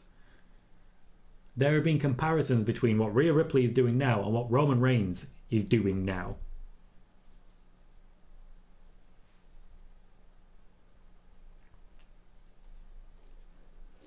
Robin Dave says, I give Bayley credit in the Wargames. She deserves a Royal Rumble win. I've been mentioning that for a while, and I do think it's her turn. Steve says, don't eat it. Martin says, think there's a pepperami we have. I'm aware of pepperami. It does look like something very similar. You're right. I've never had one. Brad thinks Slim Jims are delicious.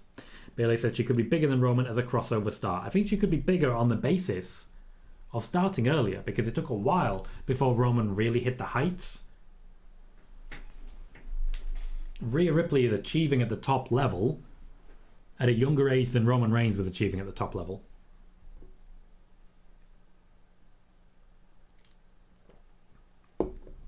Naturally, no surprise here. This is the moment they choose to hype up the Elimination Chamber in Perth, Australia. Rhea Ripley is the right flagship to pin your flag to. Also, seriously, she looks amazing. I thought Zoey Stark said put on some war paint. She looks good. It does not compare. Rhea Ripley looks amazing. Rob says, when do you think Rhea will lose the title? I suspect it'll be to Becky at Mania, but with the way she's going at the moment, I don't know. I wouldn't hate the idea of Jade Cargill coming in and doing it. Picking up a win pretty much straight away, because, to be honest, that does suggest that, you know, it's a surprise. You don't have time to prepare for the opponent, and it does provide some limitations. We start with slaps. Not big on that. Hector says, it'll be good to see Rhea in front of her home country PLE. Maybe they could have Dakota challenge her at Elimination Chamber. I mean, technically they could. Hopefully they'd both be in the same chamber.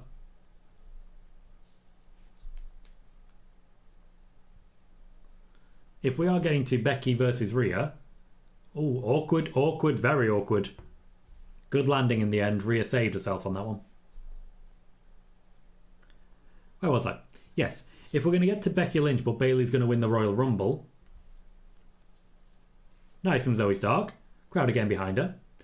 If that's what we're going to see, then I don't think we're going to get Rhea Ripley defending the championship in the chamber.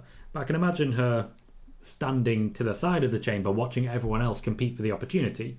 Dakota Kai be a good shot if she's fit and firing by then. They are, of course, still taking their time with her, though I do think it's storyline purposes rather than anything else. Robin Day says, I could see Jade Cargill in the Royal Rumble if that's what they're going to do. I definitely think Jade Cargill will be in the Royal Rumble this year. That's what I personally think will be her debut match. She'll just vanish for a couple of months while she works as a performance centre, and then she'll pop up randomly in the Royal Rumble at like 14 or 17 or something like that. I believe that was a Mami chant.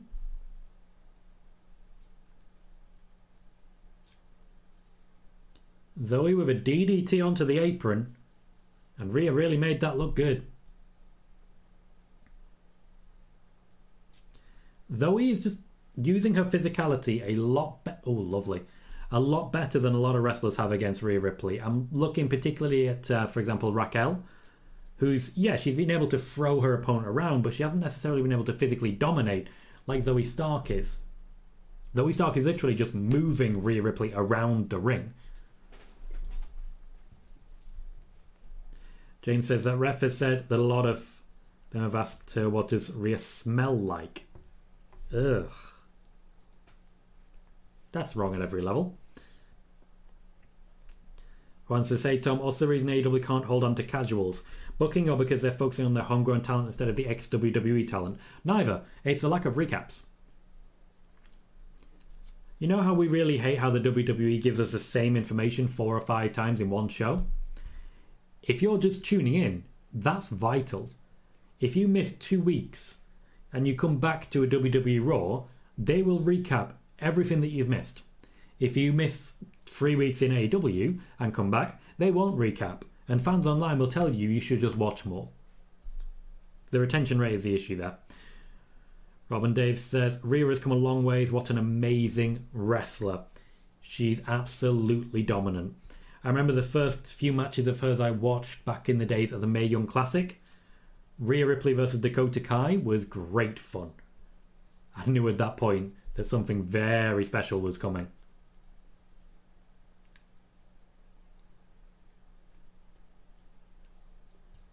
Rhea now showing off as well.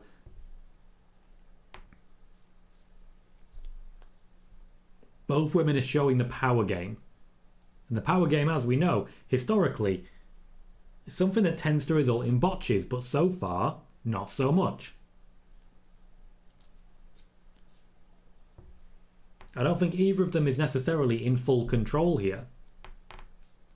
It's a very even match. Not with many rest holds, though that seems to be where we're heading right now. A lot of smeared makeup. I do like the black and white ensemble for Rhea as well. I'll always remember her Vegeta attire, but what can I say? This is pretty good too.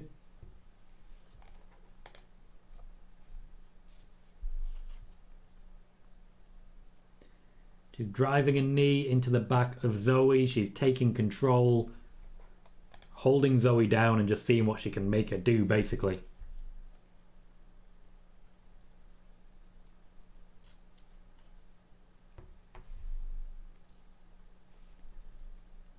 Good move, good twist. Oh, and a stomp just to make sure. Bit of a curb stomp. Rhea working from the top now. I think we can be confident that Zoey Stark will have at least one comeback in the moments to come. But Rhea Ripley might not let her get much momentum out of this. Nice drop kick. She does have a very good drop kick, does Rhea. Crowd is starting to get a little bit restless. They need to make sure not to give the crowd an opportunity to get too involved, because then they're going to chant for CM Punk. Robin Dave says, when Randy shows up tonight, he deserves the pop. Absolutely, the man's a legacy player, one of the biggest names in the industry. If he doesn't get the pop, then nobody should get the pop, to be honest. Nobody should.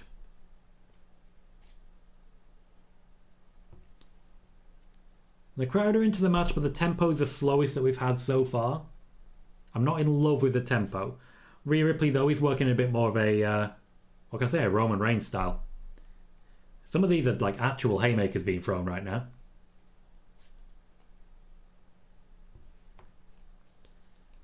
Though he still has a lot to do, she's looking to impress and looking to be memorable. So far, I don't think she's achieved either of those. Feel like we're about to have our comeback, or at least an attempted comeback. Martin, thank you kindly. A very generous donation, says thank you Tom for hosting another great show. Thank you kindly. I'm just going to drop a massive love heart there and say a big thank you. I think Zoey was supposed to land on her feet there. We said as a black mass kick. Zoey Stark didn't necessarily escape as she was looking for. She more landed very roughly, sold okay while still getting to her feet. And I think at this point we're alright. Going for a Randy Orton style punt kick.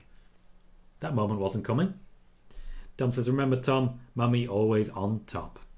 Martin, I do just want to say an extra special word for you. I want to say a big thank you for inviting me onto your channel and your show to preview the Liverpool versus Man City match that took place today. I'm very grateful for a chance to talk about football and just get myself in front of a new collection of people. I am very grateful for your continued generosity as well. Thank you very kindly for all of the support. Rhea Ripley starting to turn the knife here. Zoey Stark still hasn't really had much to show for her efforts. At this point, she's mostly just surviving. Corey Graves is talking about the boots. I can't disrespect it. I really can't. Crowd is a little restless. Energy levels are lower.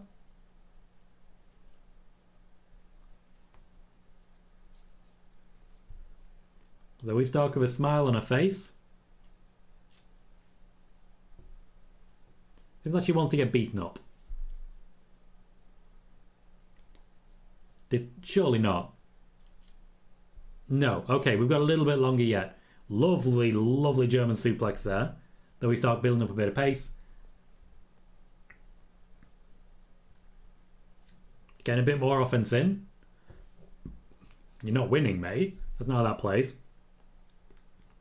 Robin Dave says, Roman's closing in on Bruno's second reign, 1,237 days. The man, what can I say, definitely knows how to break records.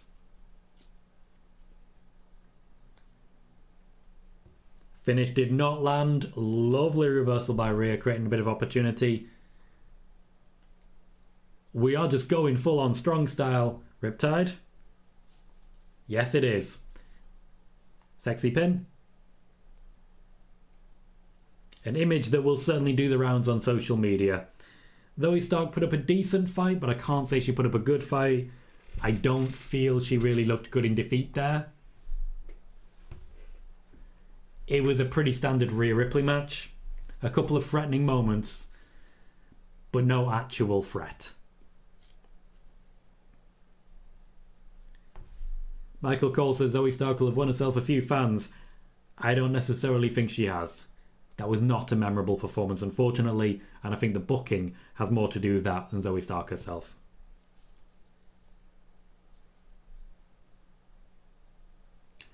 Don gives the match a 5. I'll give the match a 6. As I say, Zoey Stark, while not really able to impose herself too much, she was able to show a few unique bits of offense, the momentum moonsault, The sliding knee looked pretty good, but Rhea Ripley is just difficult to stop at this point in time.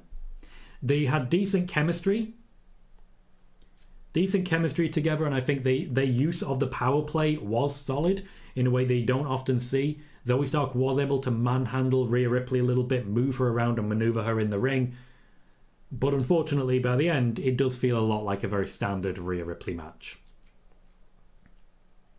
Zoey Stark did not have a lot of offense there. And it's just a bit of a shame, but a fairly bog-standard Rhea Ripley entrant. Dan said it was all action. Adrian gives it a 5.5. Dom a 5. Jack gives it a 6. Brad a 6 as well. Sai says a 7 for that one too. I don't mind a squash and a PLE if it's done right and serves a purpose.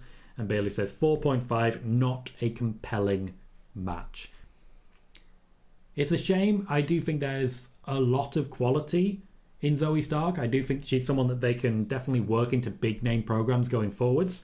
I just think it's unfortunate that right now she's bouncing off Rhea Ripley a little bit. Dan says, I thought it was a good action match, just suffered the same way that Miz and Gunther did, in that there was never any doubt of the finish or result, which takes away any emotional engagement. And I do feel a bit of a restless crowd was a result of that. You're absolutely right, Dan. The fans were not invested in it. Whereas with Gunther and the Miz, they were able to convince quite a few fans that there was some possibility there. There was some potential there. Not so much with Zoey Stark and Rhea Ripley. Jonathan said this is going too fast, and Joey says this PLE feels so rushed. Well, good news, guys. We're about to go into an hour-long match. So I reckon we'll be okay. Bayley says at least it wasn't Rhea versus Raquel. They've worn that story out. They have, and they seem to be determined to save Rhea versus Nia Jax. I do think Rhea needs some new opponents, but the matches themselves are quality. Well worth a watch. She just needs someone who can actually be considered to be her equal now.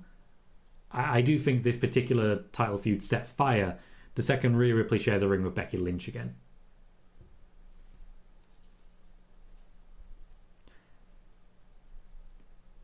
Dan says, we're like 2 hours into the pay-per-view. I don't think this is rushed. It's just a good show from what I've seen. Good shows go by quicker. Very true. Time flies when you're having fun. And to be fair, the matches we've just seen are all like 10-15 minutes. Not bad.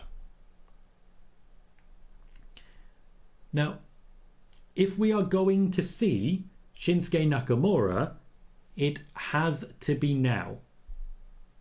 It has to be now. They're already announcing who'll be at the press conference. I'll give you a hint. It's basically everyone. We've gone backstage to Seth Rollins.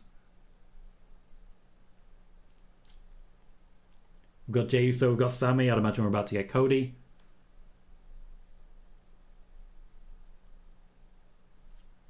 Still playing the Randy Orton card. I still don't understand why. Cody Rhodes, no face paint. I do like that from Seth, just calling the audible. Let's go to war. I also like that Sami's in fact the one who's not entirely trusting Cody.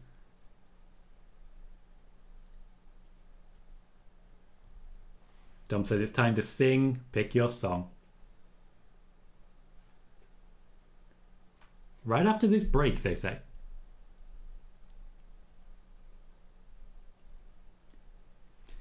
Dan says, are Cody and Seth good now? Not necessarily. I do like the fact that they always make sure other people are in between them. You very rarely actually have Cody and Seth next to each other. In much the same way they were protecting Becky and Charlotte in the same way. There's definitely still a bit of heat there, but as they're both faces now, they've both just sort of got on with it. Sometimes stories don't make sense. You probably don't know that because you write them, and as such you make them make sense. They do need some new voices in that writing room, I tell you.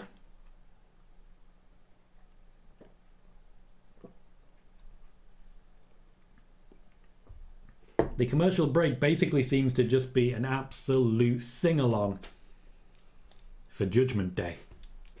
Not a bad spot if you can get it.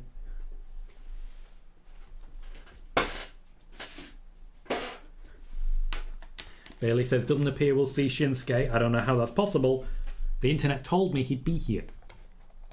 And guys, the internet told me LA Knight would be in the Wargames match. There's something else the internet told me. But hey, let's not count our chickens.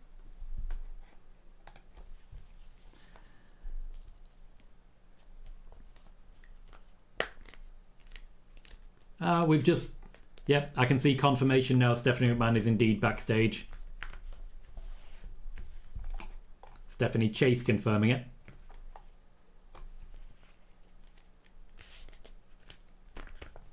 Few suggestions that they're just trying to make sure that Randy doesn't have to stand in the cage.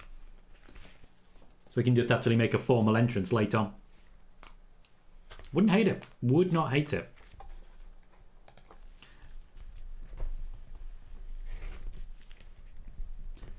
Dan says, when I was a kid, I never understood how when someone switched from heel to baby or vice versa, they were suddenly friends of all the people who'd done them wrong. When I was a kid, I didn't get that. And I wouldn't have been the only one. I would imagine it is about the entrance, yes. But I think you're absolutely right. Early on in my watching wrestling career, when I was 10 years old and I was watching SummerSlam 98, we also watched the whole Secrets of Wrestling Exposed expose that Mankind would reference later on when he was in a tag team with Al Snow. It was a very interesting documentary. You learned a lot. You also learned, my God, what am I watching and why doesn't it make any sense? It was a documentary with a stunt granny. I love the reference to the stunt granny. Nobody will ever be able to take that away from me. And anyone who tries, I will be unhappy with. I think after the break that he's had, after a potentially career-ending injury, I don't begrudge them the opportunity to give Randy Orton a proper, massive entrance. That said, it's also a Survivor Series where you've got thousands of people saying CM Punk's going to be there. So there's an extra tension added to it. Bayley says, Kevin Owens is the only one in WWE that asks these why questions. Well, to be fair though, Kevin Owens did always think that like Elias and Ezekiel were the same person. I don't think he entirely understands where he is most of the time. Also, you know how he had that pie thrown in his face? I'm starting to think maybe we've got a bit of a Fight Club situation and he did it to himself. Just throwing that out there. Just throwing that out there. Jared says, hey Tom, it's a great Hector from Twitch. Switch it over to give you a like. Thank you kindly, Jared. I wonder if Cody will attempt some crazy spot during the War Games match. The man knows how to make himself a spectacle. The man knows how to make himself memorable. I think it'd be a good shout. More fire as the cages descend. Final confirmation. No Shinsuke Nakamura. No LA Knight. Will we see the Bloodline? Will we see Sasha Banks? Reportedly. Well, I say reportedly. Not seriously reported, let's be fair. No one with any actual knowledge of wrestling has reported this. Will we see Liv Morgan? No one with any actual knowledge of wrestling has reported that either. The only one to really discuss is will we see CM Punk? If he's going to be there, surely, they will do the bug in the corner and then before they fade to black, they'll hit the music. Surely, that is how they would have to do it. In the meantime, for the next hour, of course, we have War Games. So let's maybe focus on that because this is, after all, a watch party. And what are we watching? We are watching wrestling. We are watching Survivor Series. And for the first time in a big, long while, Survivor Series seems massive. The first person out, Drew McIntyre, heading down with a sword to sit in a cage. And I say sit, I mean stand, because he will not be doing any sitting. Judgment Day likely to come down together. Drew McIntyre making it clear he is not a member of Judgment Day. But let's not forget, Damian Priest wanted to talk to Drew McIntyre about the Thing. I'm guessing the Thing might be the briefcase.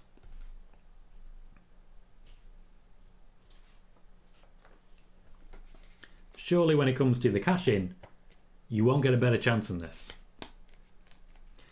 Bayley says, will we see Vince McMahon? Surprised someone didn't offer that nugget of misinformation. Fair. I mean, Stephanie's there. Vince might actually be there.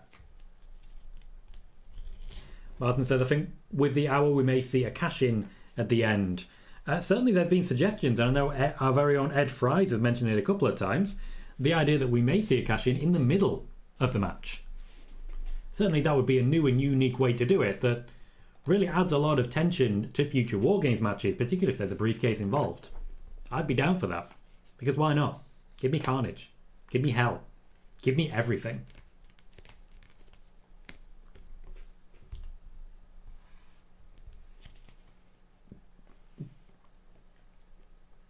I gotta say, the bandanas don't 100% suit everyone.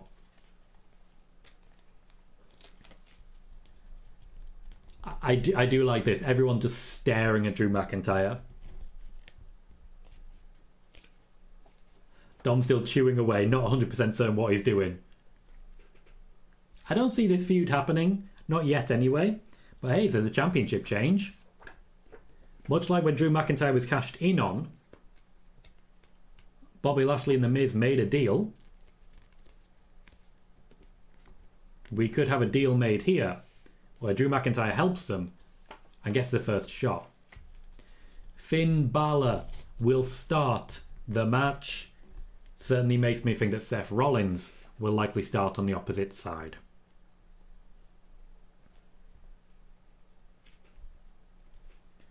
Drew McIntyre likely saved until late on. The heels have advantage, which means their cage will be empty before Randy Orton would be called upon. I suspect this may be a Carlito moment for Randy Orton. By which I mean coming in late and, winning the match. Not, somehow getting injured. Steve says, how would that work? A mid-match cash-in? I have no idea, which is exciting. Would it potentially turn a Wargames match into a triple threat match and then afterwards back into a Wargames match?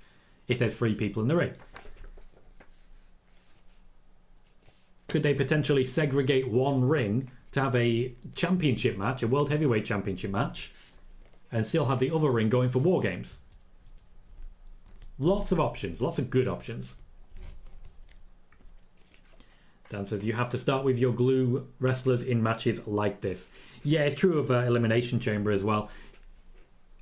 I like your phrasing there, the glue wrestlers. The Royal Rumbles historically always have at least one active ring general in case something goes wrong. Hence why the very first Women's Rumble was Becky and Sasha, for example.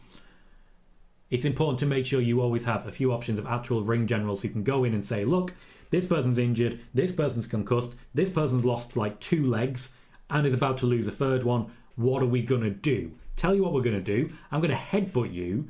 Then I'm going to headbutt you. Then you're going to hit me with this. And we're just going to go from there. You always need people who are just ready to take control like that.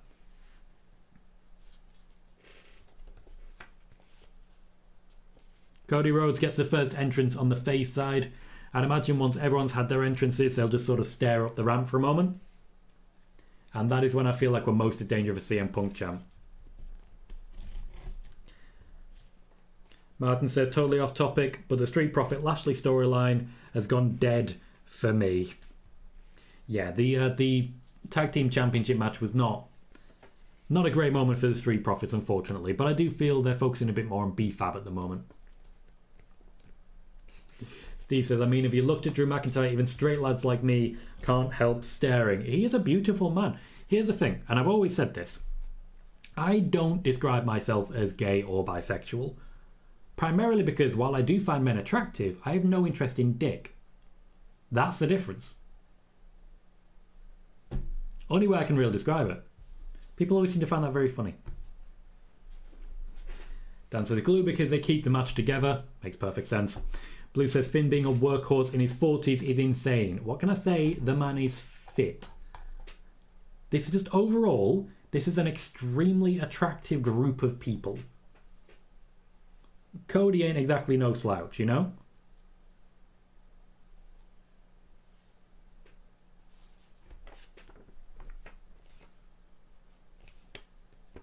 I have briefly met Drew McIntyre way back when at a Preston City wrestling event. I think it was about 2014.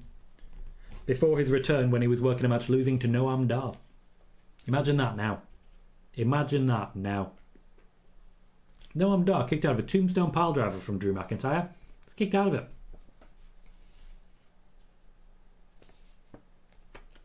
Sami Zayn feels like a bit of a wild card here. In that, honestly, he kind of doesn't feel like he belongs in this group. And yet, if he doesn't now, will he ever? You can't say he's someone getting an opportunity here because he's very well established at the very high level, but not the top level.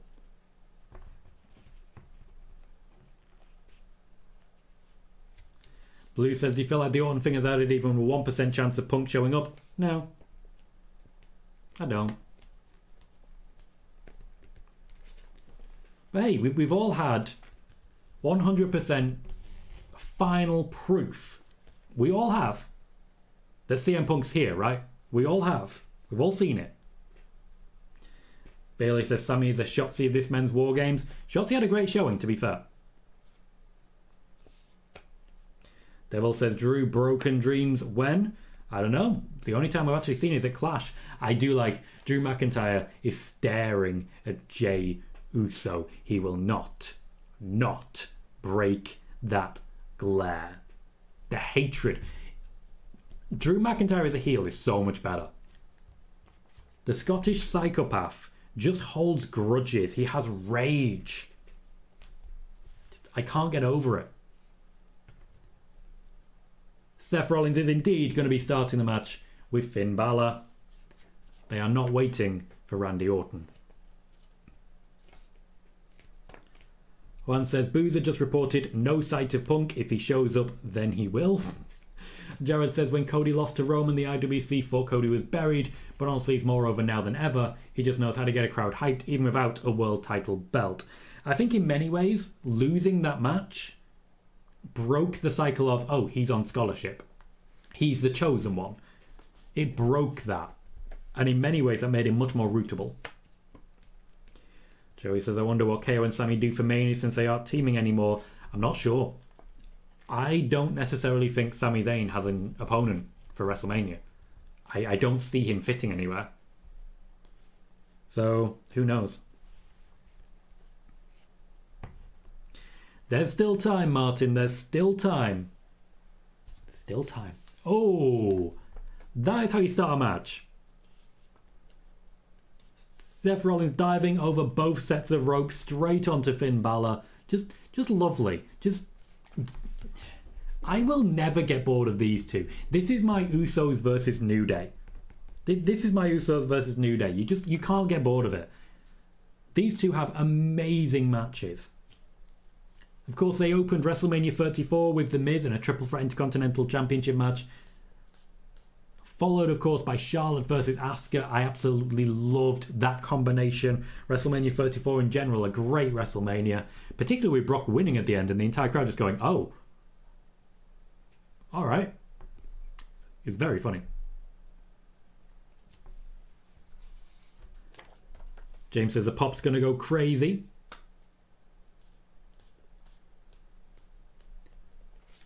Seth encouraging the crowd to sing his theme. Seth's more over than CM Punk is. Devil says Jay going to catch an RKO after the match. That's my expectation as well. I think he's going to get RKO'd and I think the fans are going to be like, yeah, that's fair. Because it will be. Man says WWE really are pushing the troll button here. Love it. It keeps all the arena hopes alive. They know what they're doing. People have not been able to take their eyes off this. People who watch WWE purely through hatred or hate watching this show. They cannot take their eyes off it. John says, think Randy shows up last minute? Yep. To my knowledge, Randy Orton is indeed there. He's indeed cleared. Steve says, is it Scottish psychopath or psychopath? The Scottish psychopath Drew McIntyre. That's a phrase. Like, that is top level punning, mate. I mean, credit to you. I'd take off my hat, which I obviously wear all the time. It's invisible. James says, I really want to see Finn versus Seth versus Ospreay just once. Unfortunately, some dreams do not come true.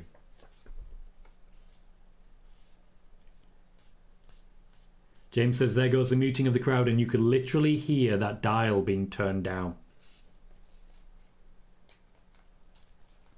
If Seth and Finn can't convince the crowd to chill out, ain't no one gonna do it. Chris Leclerc says no Randy Orton. Not yet. No.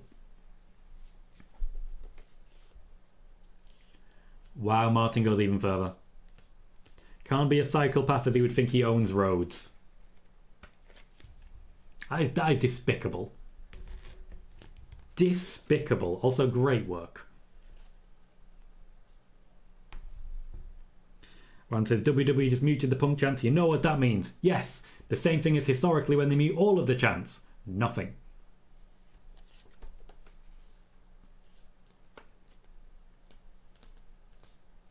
I don't know about you guys, but I'm definitely hyped for what is definitely going to happen, and it's definitely going to be CM Punk.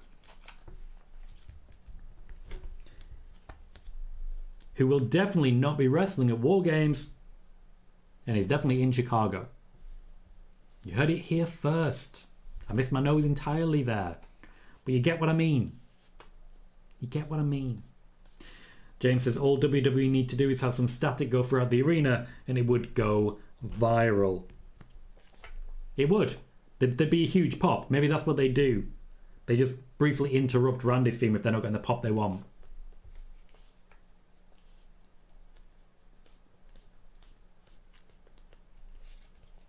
The 5 minutes before the first new entrant might be a little bit too long. Ooh, nice backbreaker. These two are definitely delivering quality, but I think the crowd are going to want tables soon, basically. You know how it be. They like tables. They really like tables.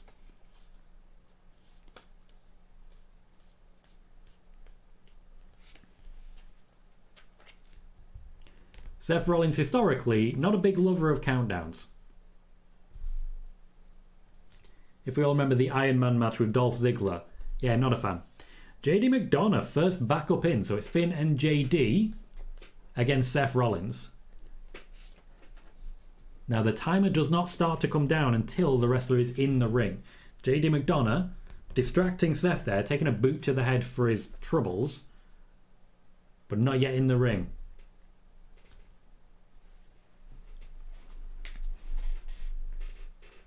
Goes under for kendo sticks, no tables. He's a heel, so he shouldn't bring in tables. If anything, probably Sami and Jay should bring in the tables. 3-minute timer starts, 2 against 1, kendo sticks in play. The actual period of Wargames when everyone's slowly entering and filtering in, kind of predictable. I knew someone would make that joke. Martin says, how can Seth not be a fan of Carol Vorderman? Carol Vorderman has not done Countdown for a very long time, mate. Eric says, I know there's a better chance of Tony Khan actually having a good announcement. What if instead of Randy it's Liv who becomes a 5th member? I mean, you know the answer to that, mate. You know the answer.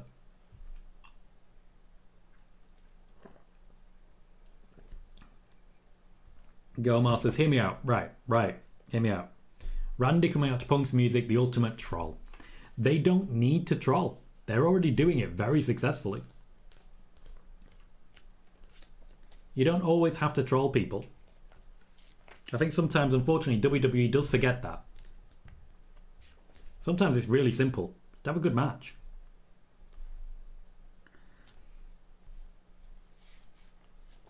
Nice from McDonagh. Barton says, when no Punk, the room is moved to the Devil at AEW. Yes, and also the Royal Rumble, where he's definitely going to return.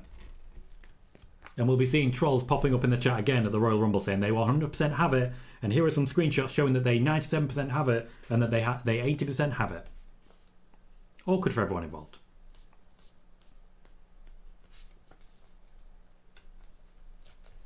One says, WWE just made a ton of money off of the bait. Even if CM Punk is actually there, they still made a ton of money off his name without him actually being involved.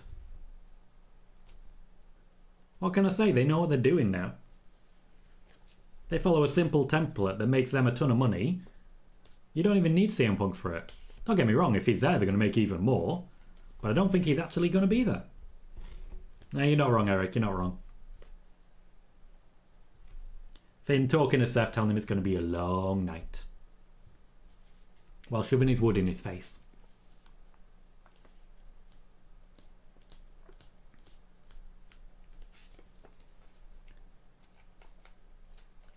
Nice smooth bit of double team in there. A long time to set up, more than I liked, but still smooth. Back up on the way. I'm going to say Sami. Oh no, it's Cody. Oh no, wrong on both counts. Jey Uso's on the way down. Again, we zoom in on Drew McIntyre, who is just glaring. He's not the Scottish Warrior anymore, he's a psychopath acceptor. Tables, Jey. Get a weapon. Finds himself a chair. I thought he was going to reach into the crowd and just pull out CM Punk.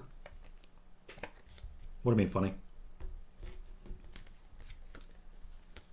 Martin says, where's our friend tonight? He promised it. Damn, he made a promise. He guaranteed it. Martin, it's not over yet. It's not over yet. Chrome says, breaking. The Funkasaurus has been spotted backstage at Survivor Series. Well, I believe only real wrestling fans appreciate the Funkasaurus Rex. Dylan says, hey Tom, how pissed off do you think the fans will be when Punk doesn't come out? If Punk is not coming, the fans will be furious. And will be furious, but the show will already have gone off the air.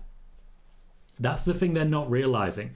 Because at the end of the match, if CM Punk isn't there, they will still be waiting for him when they kill the feed and everyone goes home. Like, they can grumble, they can chant, nobody will care.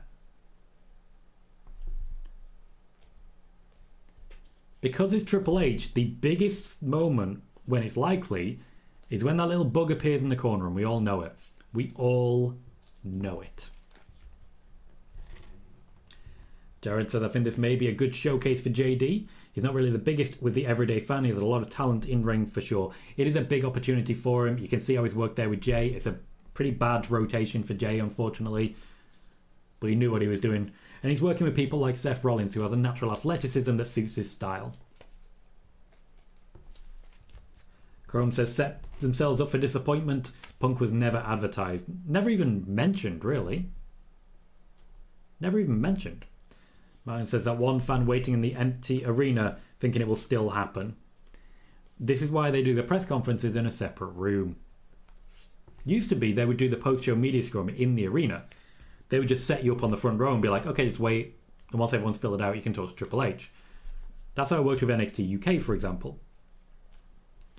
Not so much now. Now they have a separate room and a separate media room so that the cleanup can continue. So says, I worry that their camouflage attire is a bit of a waste. I can definitely see them. Wow, mate. I get what they've gone for, but it's not like they're John Cena. You can see everyone else, but not John Cena.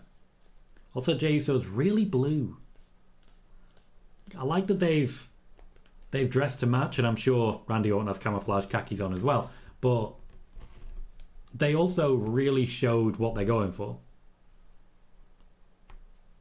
McIntyre wants in, Damian Priest is making a call.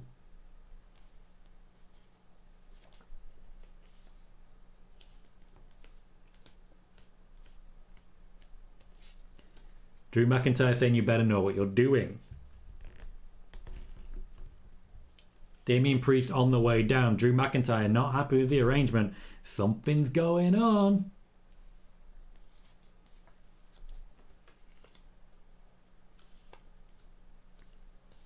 So we've still got Sami and we've still got Cody to come.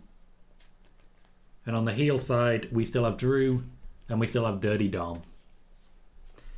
Dylan says, do you think WWE even interested in bringing Punk back after what he said when he left the company and that he pulled in AEW? What I've reported previously, just going into depth of everything I've reported already about CM Punk. Firstly, the lack of interest from WWE, a lack of trust from WWE, Triple H in particular, not interested. Vince McMahon maybe, but not directly involved in creative at this point. He would have to essentially go over Triple H's head to gain the interest level he's looking for. Then I was able to report in my very first WTF Wrestling under the new batch, the video has actually hit 67,000 views, which I'm very, very happy with, that CM Punk was using wrestling media, specifically areas and arenas such as House of Wrestling, to create the impression that WWE desperately wants him back. Now, in creating that impression, he was seeking to use that to create an opening for him to return to the WWE. I then followed that up by reporting 2 weeks later that the WWE was intentionally using CM Punk's name to generate additional interest in Survivor Series. That is where my reports ended about a month and a half ago. Since then, my opinion has been very clear. I don't see WWE bringing in CM Punk. He is not wrestling at Survivor Series. Any updates that I've been giving since then? Lovely. Any updates that I've given since then is with that in mind.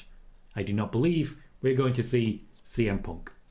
Those, much like Wrestleverse yesterday, who come in and say that I'm saying this and I'm saying that, I'm not. I have not come in here and said, report final 0% chance of CM Punk. It's not what I've said. I have said that it's like 0.00009%, and I stand by that. Why not? Why can't we have fun with wrestling? Some people just need to calm down. James says he just know Dom's going to catch the first GTS. Yeah, sure. Sure.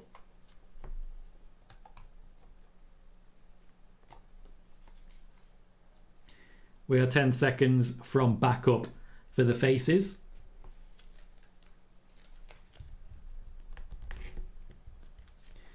We could potentially see a cash in and then a Randy Orton. Sami Zayn, topless, looking good, on his way down to the ring. Decent pop for him. The man likes the War Games. This time last year, he was convincing Jey Uso he can be trusted alongside Roman. Good catch. Very good catch by Sami. Finn Balor takes a blow. One says Chicago does have good hot dogs though with mustard. Okay, well that's good to know. That's very good to know.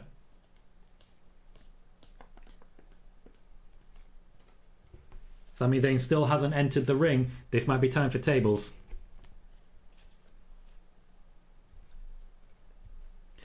Ryan says, even if you did know it's no fun sharing it, i.e. Bray's debut when you knew you didn't want to ruin it.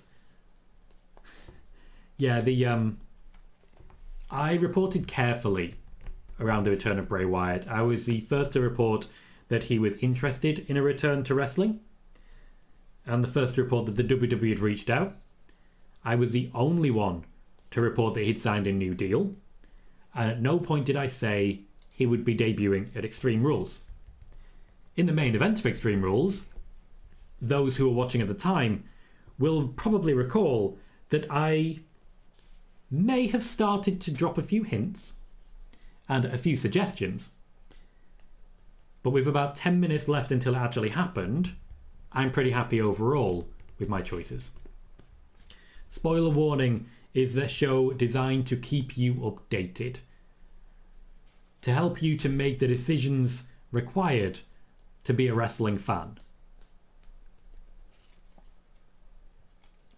An Uzi chant from the crowd. It is not a show where I say these will be the exact results of these exact matches and spoil everything for everyone.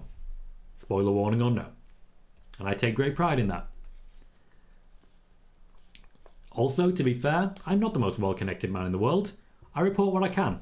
I don't always have all the information, but I'm proud of those that I do, because there are certain wrestlers and certain stories around which I certainly do have a very well-established reputation.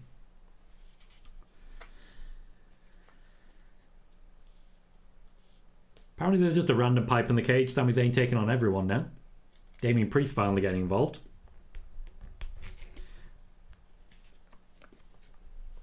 And gets piped. Mustafa says no ketchup on a Chicago hot dog ever. Is that a thing? I don't really know the rules of Chicago hot dogs. Never had one. I've had a Chicago town deep dish pizza. It wasn't great. Crowd very much here for Sami at the moment.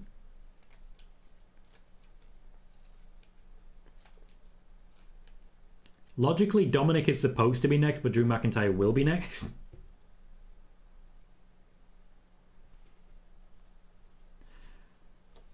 Oh, no, no, you can't reference El Generico. That was never proven. You need to leave him be. He's working very hard in undercover situations. Chrome says, pipe? You mean pipe bomb? CM Punk confirmed. James just said, did Michael just say Cult of America? Wouldn't be able to tell you. Wouldn't be able to tell you.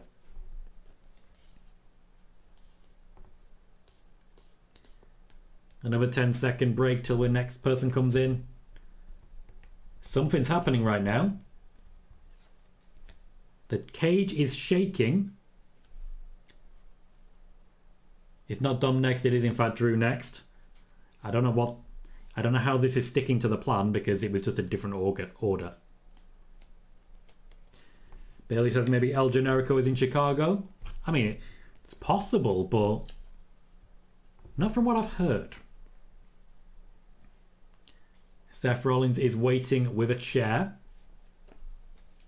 James says, I think someone is going to sit in the stage and talk to them by the end of the show. I mean, there's plenty of good options for it. Chrome says, ex-con Dom. The man's just leaning so nonchalantly. So nonchalantly. It's beautiful. Now, Drew's gonna clean house. That's gonna happen. Sami slowly inching closer so that he'll get hit by Seth Rollins. And now McIntyre's locked eyes with Jey Uso. This will be a demolition, and so it should be. I love the use of the second ring for a separate fight.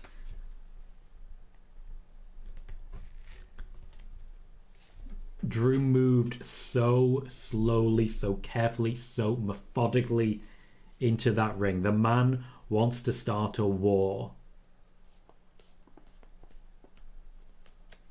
Also, is Yeet a thing now? I think I missed too many Raws.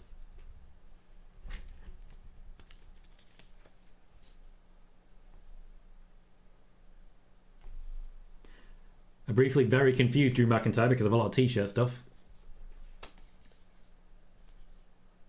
I still think Jey had the better of that exchange. James says, I wonder if Jimmy is going to win the tag titles without Jey so they can tie up again. I would hope so. It feels wrong to have them on separate numbers. Chrome, just shout to Yeet. Hey, you do your thing, mate. You do your thing.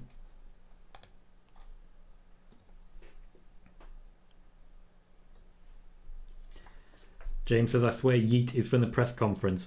Well, that and, of course, the ever-infamous, do you feel him, sir? Aimed to a friend and colleague of mine, Rick Ucchino. Check out his work if you haven't already.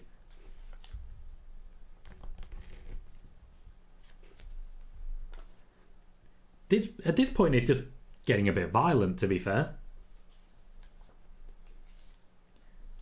Judgment Day are back in control, apart from Dominik, who's just chilling. Man's just chilling. Cody's in next.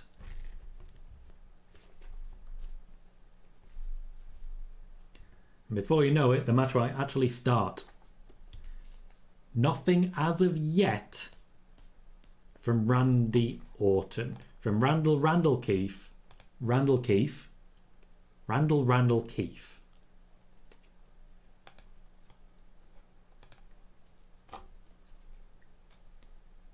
I can't really say who's in control at this point. There's a lot of back and forth.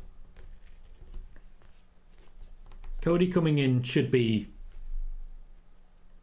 pretty final.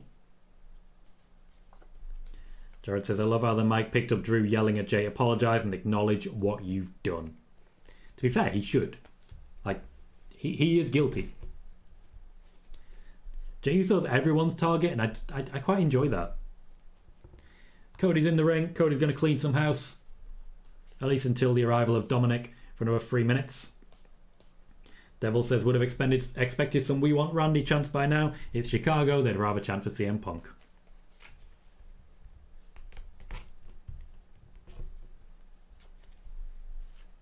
Cody slowly but surely working down everyone. Very much the big dog.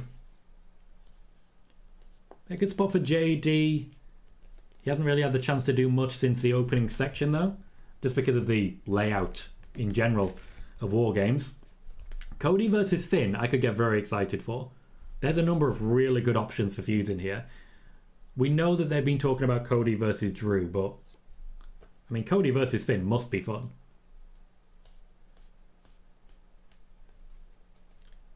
How exactly did they sneak a bull rope in there?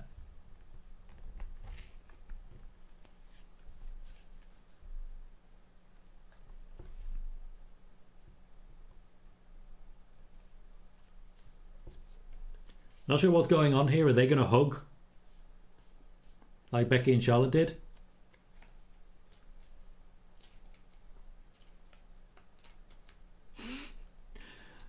To be fair, if there's one thing I've always said about Finn Balor is that he needs more cowbell.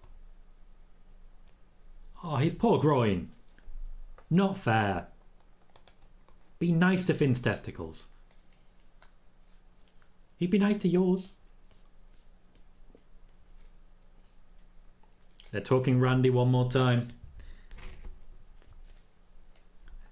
We have seen a women's War Games match where 2 women beat 4 women. One of them was Rhea Ripley, but you get what I'm saying.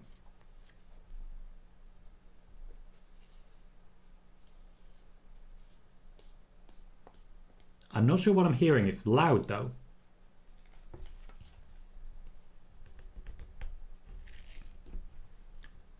Dominik next in, and we're going to have to see whatever this plan is of Damian Priest's and why he came in early. I don't think there was ever an actual plan here.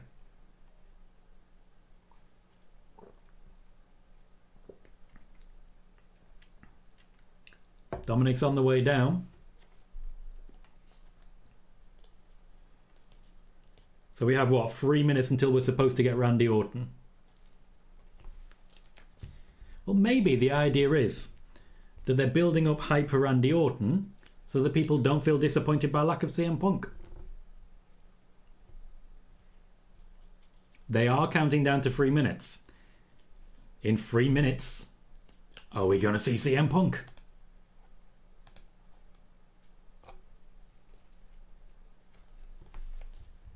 I genuinely don't know what the crowd are chanting, but it's loud.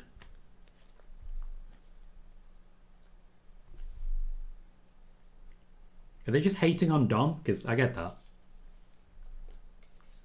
He's trying to make them. This is awkward.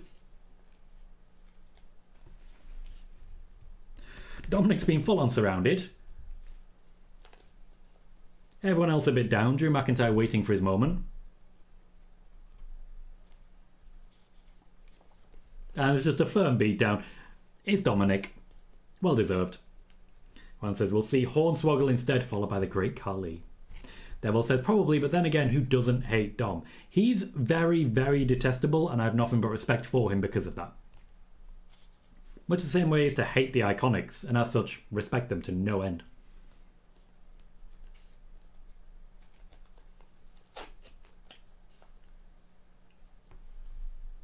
We have tables, or at least one table. So far, I think there's been less weapons used, but they've been a little bit more pop-worthy because of the strangeness. Martin says around 1 minute left. They will make it last as long as they need it to last. The entrance for Asuka earlier was, yeah, they built a lot for that.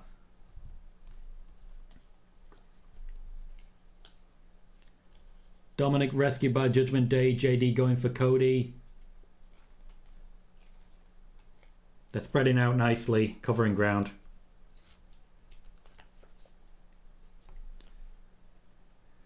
So what's next?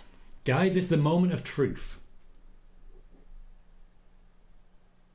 I'm hearing the word Randy from the crowd. Or am I? It's hard to tell now. Drew and Damian are having a bit of a stare down. Something's happening now. Oh. Now a CM Punk chant. But there is focus right now on Seth Rollins. At this point, I think they're just going to try and do some damage. Drew and Damian working together. An interesting little tag team combination.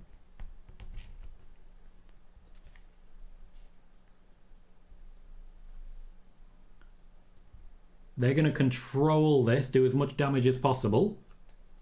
Lovely moonsault. Coup de grace. Frog splash. full control.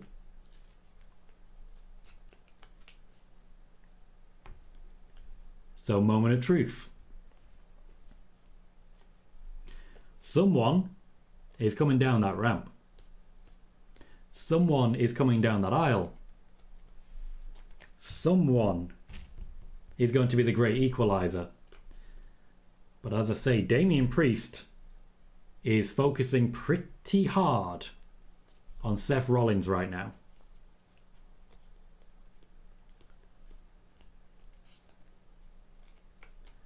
The fans are counting.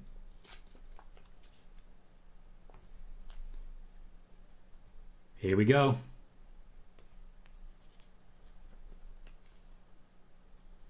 Come on. Who have we got?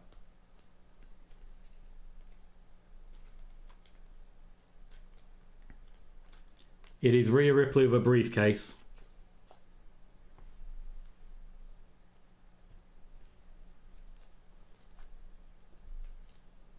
And a spare referee. Like, you don't have enough referees.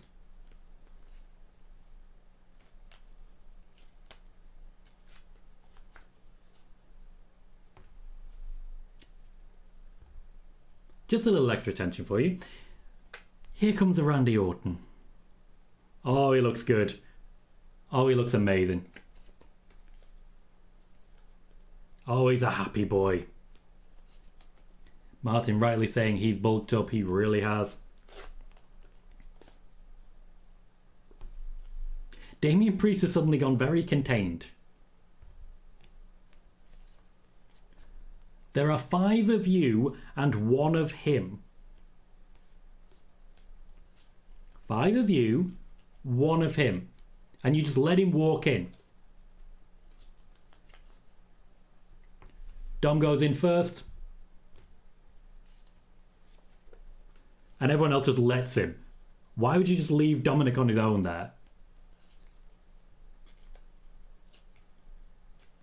Didn't quite get that power slam right. JD kind of flipped a bit early, but I'll take it. A Randy chant here. Gomar says, welcome back, Randy. Jared says, Randy's in phenomenal shape. Blue says he looks 10 years younger. Damian Priest not getting involved just yet. Same with Drew McIntyre.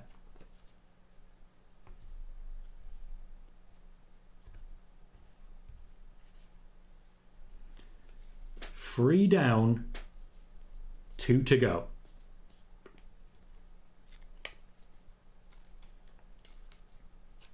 He has history with Drew. Not so much with Damian Priest.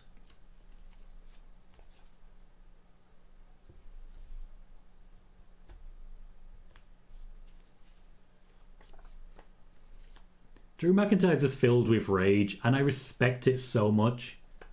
Damian Priest is taking his time. McIntyre providing the distraction, turning Randy away. Clever use of the double team. They should still be in a strong position here. They've done enough damage to everyone else. But people are getting up on the other side. I just saw Seth. Everyone's here.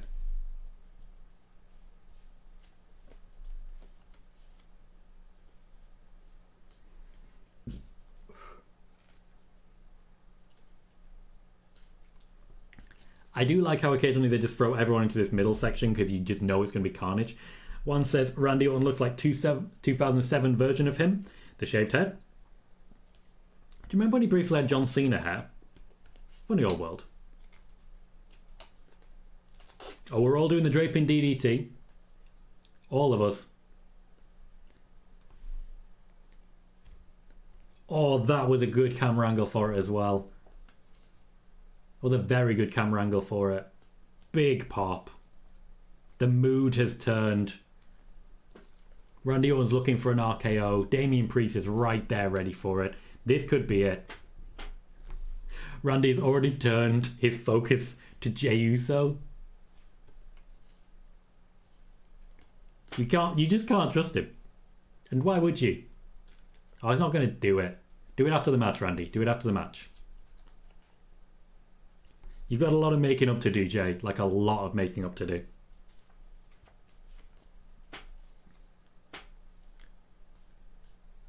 Jey Uso's story in this Wargames is almost exactly the same.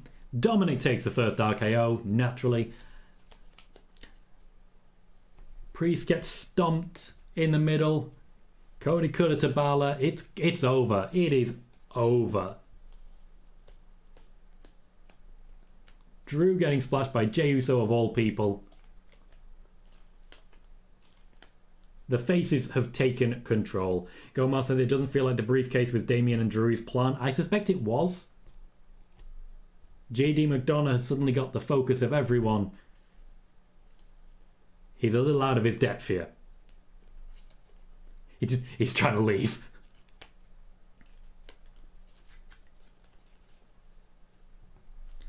Oh, JD's going to get real hurt here.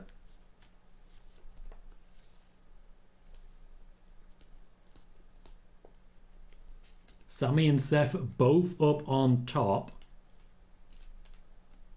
Logically, I'd expect Sami to take him off and then Seth to jump on him. Oh my god, no.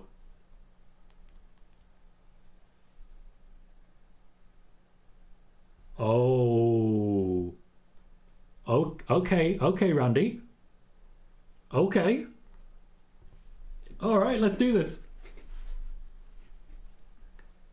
They're gonna throw him. Jey Uso just marks the hell out. Little moment of celebration between Randy and Cody. There's love there. There's love there.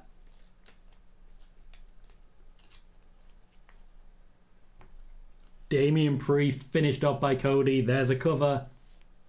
Damian Priest is pinned by Cody Rhodes.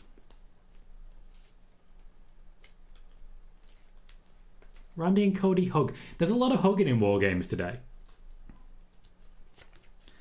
Jared said, I don't think Drew's going to be too happy about Damian's plan come tomorrow night. Very possibly. But I'd still have my eyes on a Drew versus Cody feud coming.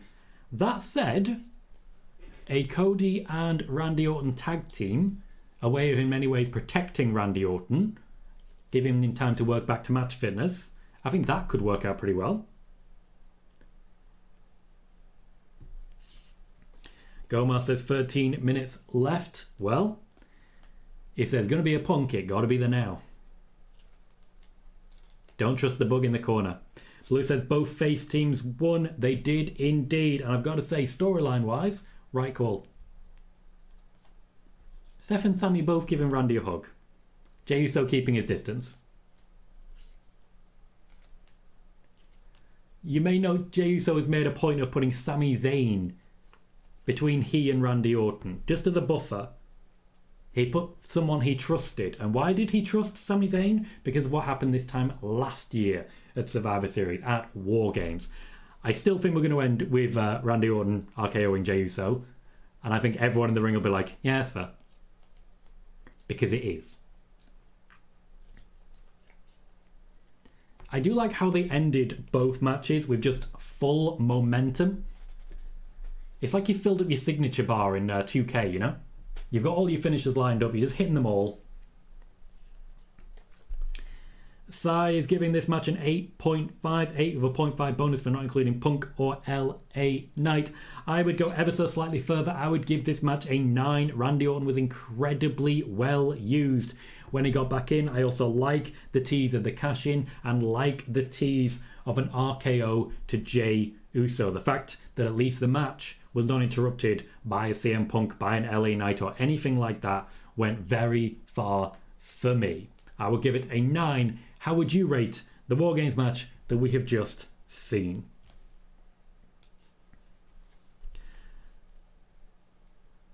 Malduke gives it an 8.85. Martin gives it an 8.5. Bayley gives it an 8. James says, no way, that's it. Brad gives it a 9.5. The bug's in the corner. Let's wait for it. Let's wait for it. Let's wait for it. Don't trust it.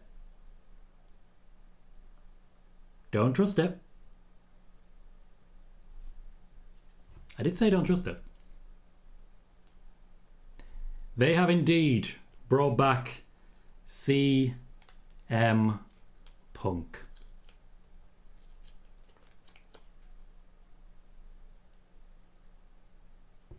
Why? I will never know. But he's there. And he's in a pretty good spot to challenge Seth Rollins at WrestleMania.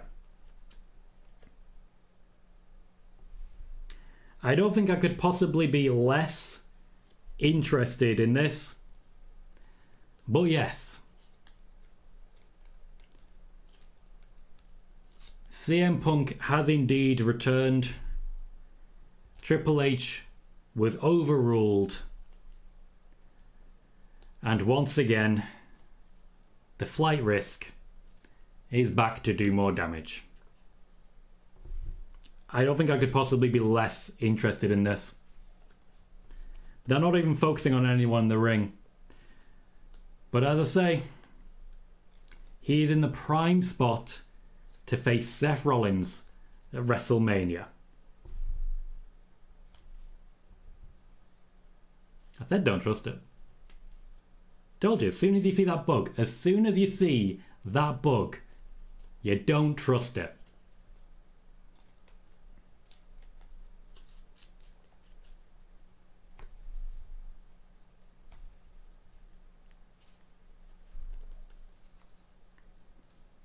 Sai gives it 2 months. Martin saying Triple H gambled. Literally the last message before it kicked in was one saying, I give it a 10 because no Punk. Dom said Chicago will be CM Punk. Shake my head, but Seth needs to worry. Well, here's the thing, guys. Yeah, I was wrong on this one. My opinion was that we were not going to see CM Punk. In the end, this was not correct, because there he is. My reporting was that he was trying to get back into the WWE. That's why I got 67,000 views. But things did change over the last few months. He did have a few meetings. He did get back. And it's disappointing in every way to me. Didn't want it. But it's not up to me what happens in WWE. And it's also not necessarily up to Triple H what happens in WWE. The moment has come to be overruled, it seems. I did say he wouldn't wrestle. Priest's moment doesn't seem to be coming at all. So yes, as you guys know,